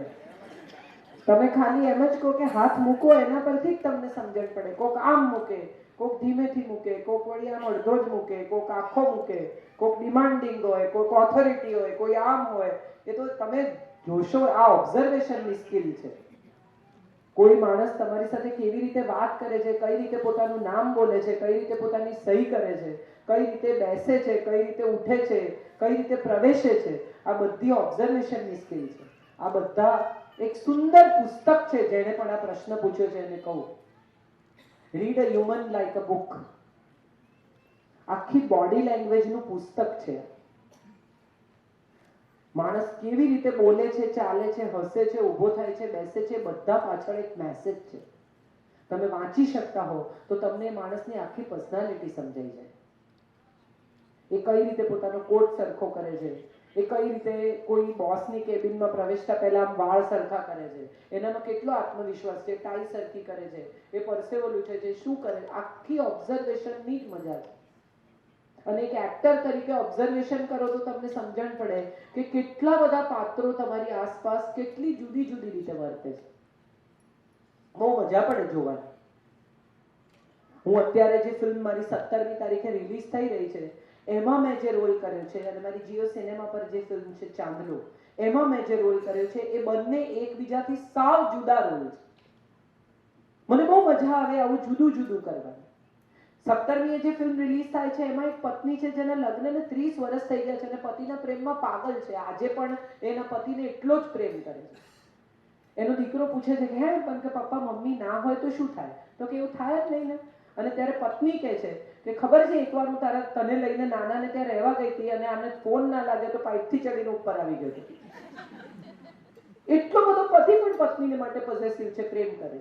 અને જે ચાંદલો છે એમાં એક વિધવાની કથા છે જેને માટે લગ્ન બહુ જ ખરાબ અનુભવ રહ્યો છે. એ માને છે કે પ્રેમ થાય જ નહીં, કરાય જ નહીં, પ્રેમમાં પડાય જ નહીં. આ બે સાવ જુદા પાત્રો છે. એક મીરા છે, એક મિતાલી છે, બંને સાવ જુદી વ્યક્તિઓ છે. આ ઓબ્ઝર્વેશનથી આવે. મીરાની બોડી લેંગ્વેજ શું હોય, એ કેમ કડક સાડી પહેરે, એ કેમ અમુક રીતે વર્તે, કેમ ઓછું હસે, કેમ ઓછું બોલે, કેમ એની બોડી લેંગ્વેજ બહુ ઓછી હોય, અને કેમ મીતુ વધુ પડતી એક્સપ્રેસિવ હોય, વાતે વાતે સ્માઇલ કરે, ખુલ્લું હસે. તો આ બંને જુદા પાત્રો છે. I think the body language is the book that you can read time and again and know the person. એટલે આ 1 મિનિટમાં ઉદાહરણ ના આપી શકાય, પણ આ જેટલું મને સમજાયું એટલું મેં આપ્યું. આભાર. Thank you so much. Madam, Shri Satgam Kansara સમાજની 4 સંસ્થાઓ વિશે આપને માહિતી મળી ચૂકી છે. જી ચારે સંસ્થાઓના હેતુઓ પણ તમને ખબર છે અને આજની તારીખમાં જે રીતે કાર્યરત છે સમાજ, જી હવે પછી સમાજની અંદર એવી કઈ પ્રવૃત્તિઓ કરી શકાય જેથી યુવા વર્ગને એક નવી દિશા મળે, યુવા વર્ગની પેઢી જે છે એને આપણે સાથે લઈને ચાલી શકીએ, જોડી શકાય, એવા એક બે ઉદાહરણ તમે કદાચ અન્ય કોઈ સમાજમાં જોયા હોય કે હા ભાઈ પટેલ સમાજમાં મેં જોયું છે કે આ રીતે કરે ના, છે? કોઈ જુઓ, દરેક સમાજની અલગ માનસિકતા છે, દરેક સમાજની અલગ ઇકોનોમી છે, દરેક સમાજની અલગ સોશિયો ઇકોનોમી છે. એટલે કોઈ એક વ્યક્તિનું ઉદાહરણ બીજાને લાગુ પડે નહીં. મારા બૂટ મારે લેવા હોય તો મારે જ પહેરીને જોવા પડે, તમે લેવા જાઓ તો ન થાય. પણ એ અગત્યનું નથી. મારે એક વાત બહુ દિલથી સજેસ્ટ કરવી છે. એક તો પુસ્તકને બદલે, અરે ફૂલને બદલે હવે પછી સ્વાગતમાં પુસ્તક આપો.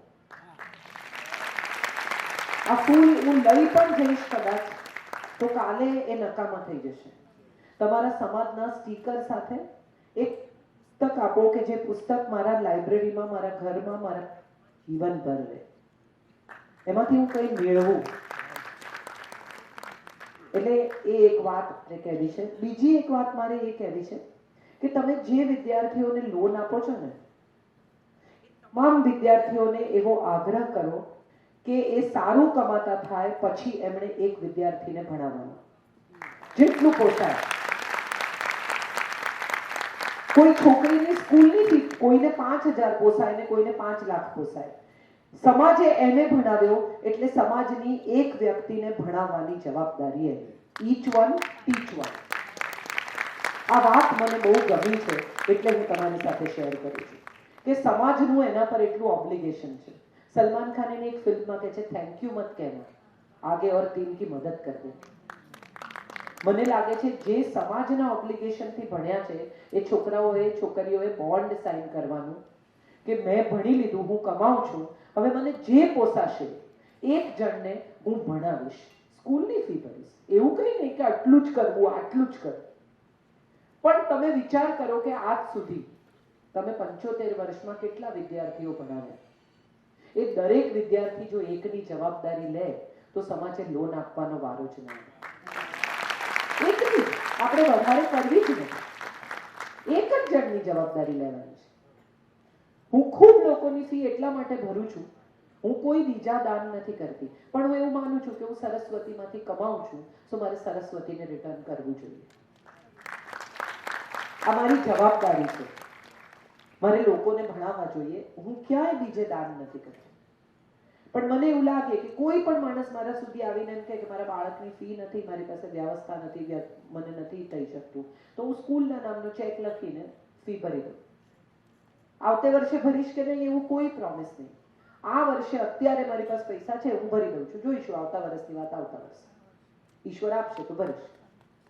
પણ મને એવું લાગે છે કે એક આ બહુ મહત્વની વાત છે. અને ત્રીજી સૌથી મહત્વની વાત છે મારે કહેવી છે, એ તમારા સમાજના ગૌરવ વિશે તમારા સંતાનોને, તમારી આવનારી પેઢીને જાગૃત કરો.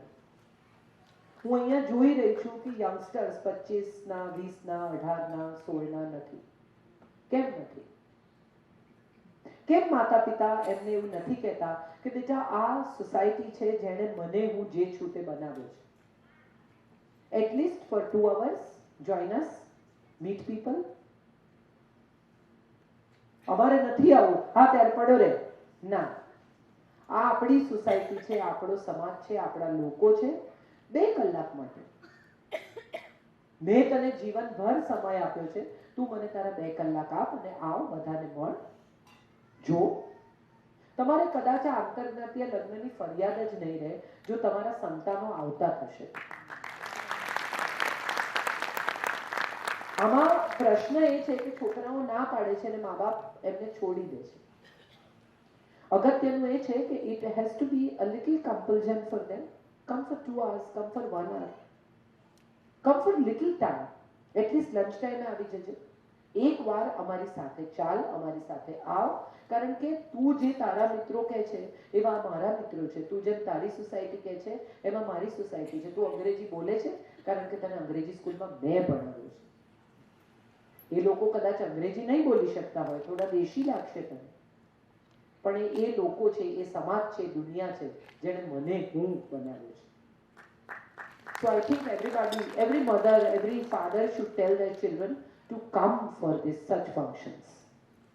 ક્યાંક કશેક આવું નાનકડું કમ્પલ્શન હોવું જોઈએ. ન આવે તો કંઈ નહીં એવું ના ચાલે. ઓર મે બી એક એન્ટરટેનમેન્ટ કાર્યક્રમ રાખો. સવારે નેહલબેન બોલે ને સાંજે કાજલબેન બોલે, દુખી જાય એનું ભેજું. એને મને જે લાગ્યું એમ સોપો જે રીતે પડ્યો છે એ રીતે બધાને એમ થયું છે કે જરા બેન વધારે જ બોલ્યા છે, પણ કઈ વાંધો નહીં. પણ મને એવું લાગે કે થોડી ગેમ્સ, થોડી મજા પડે એવું, થોડું એન્ટરટેનમેન્ટ, થોડું karaoke. I don't know what all you want to do, but these are all things that we can include to attract them. એમને આકર્ષી શકે એવું પણ થોડું ઉમેરીએ તો હું માનું એ આવે. Thank you so much. ફરી એકવાર આપ સૌનો આભાર હૃદયપૂર્વક. આપ સૌએ મને આટલા સ્નેહથી, આટલા ભાવથી સાંભળી એ બદલ આપની આભારી. Thank you. ખૂબ ખૂબ આભાર કાજલબેન.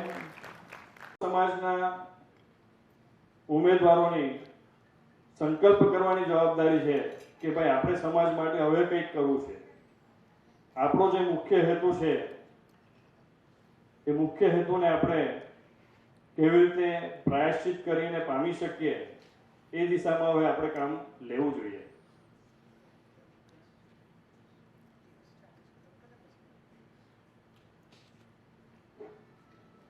ડાયસ પર હાજર ડિગ્નિટીઝને વિનંતી કરીશ કે સમાજ દ્વારા એક યાદગીરી સ્મૃતિ ચિહ્ન આપીને કાજલબેનને સન્માનિત કરે અને ભવિષ્યમાં પણ આપણા સમાજની સાથે જોડાયેલા રહે એવા પ્રયત્નથી અને સર્વ નાતીજનો અને આ કમિટીઓ પર તમારો ખૂબ ખૂબ આભાર આપીને મંચસ્થ મહાનુભાવોને વિનંતી કરીશ કે તેઓ સ્મૃતિ ચિહ્ન કાજલબેનને અર્પણ કરે. જાનકીબેનને વિનંતી કરીશ કે તેઓ સ્ટેજ પર પ્લીઝ આવે. અમારા સમાજના માટે જે આપણે સહયોગ કર્યો છે એના માટેનું એક નાનકડું અમારું સ્મૃતિ ચિહ્ન આપ એક્સેપ્ટ કરશો પ્લીઝ. જરા પ્લીઝ જાનકીબેન, ડૉક્ટર જાનકીબેન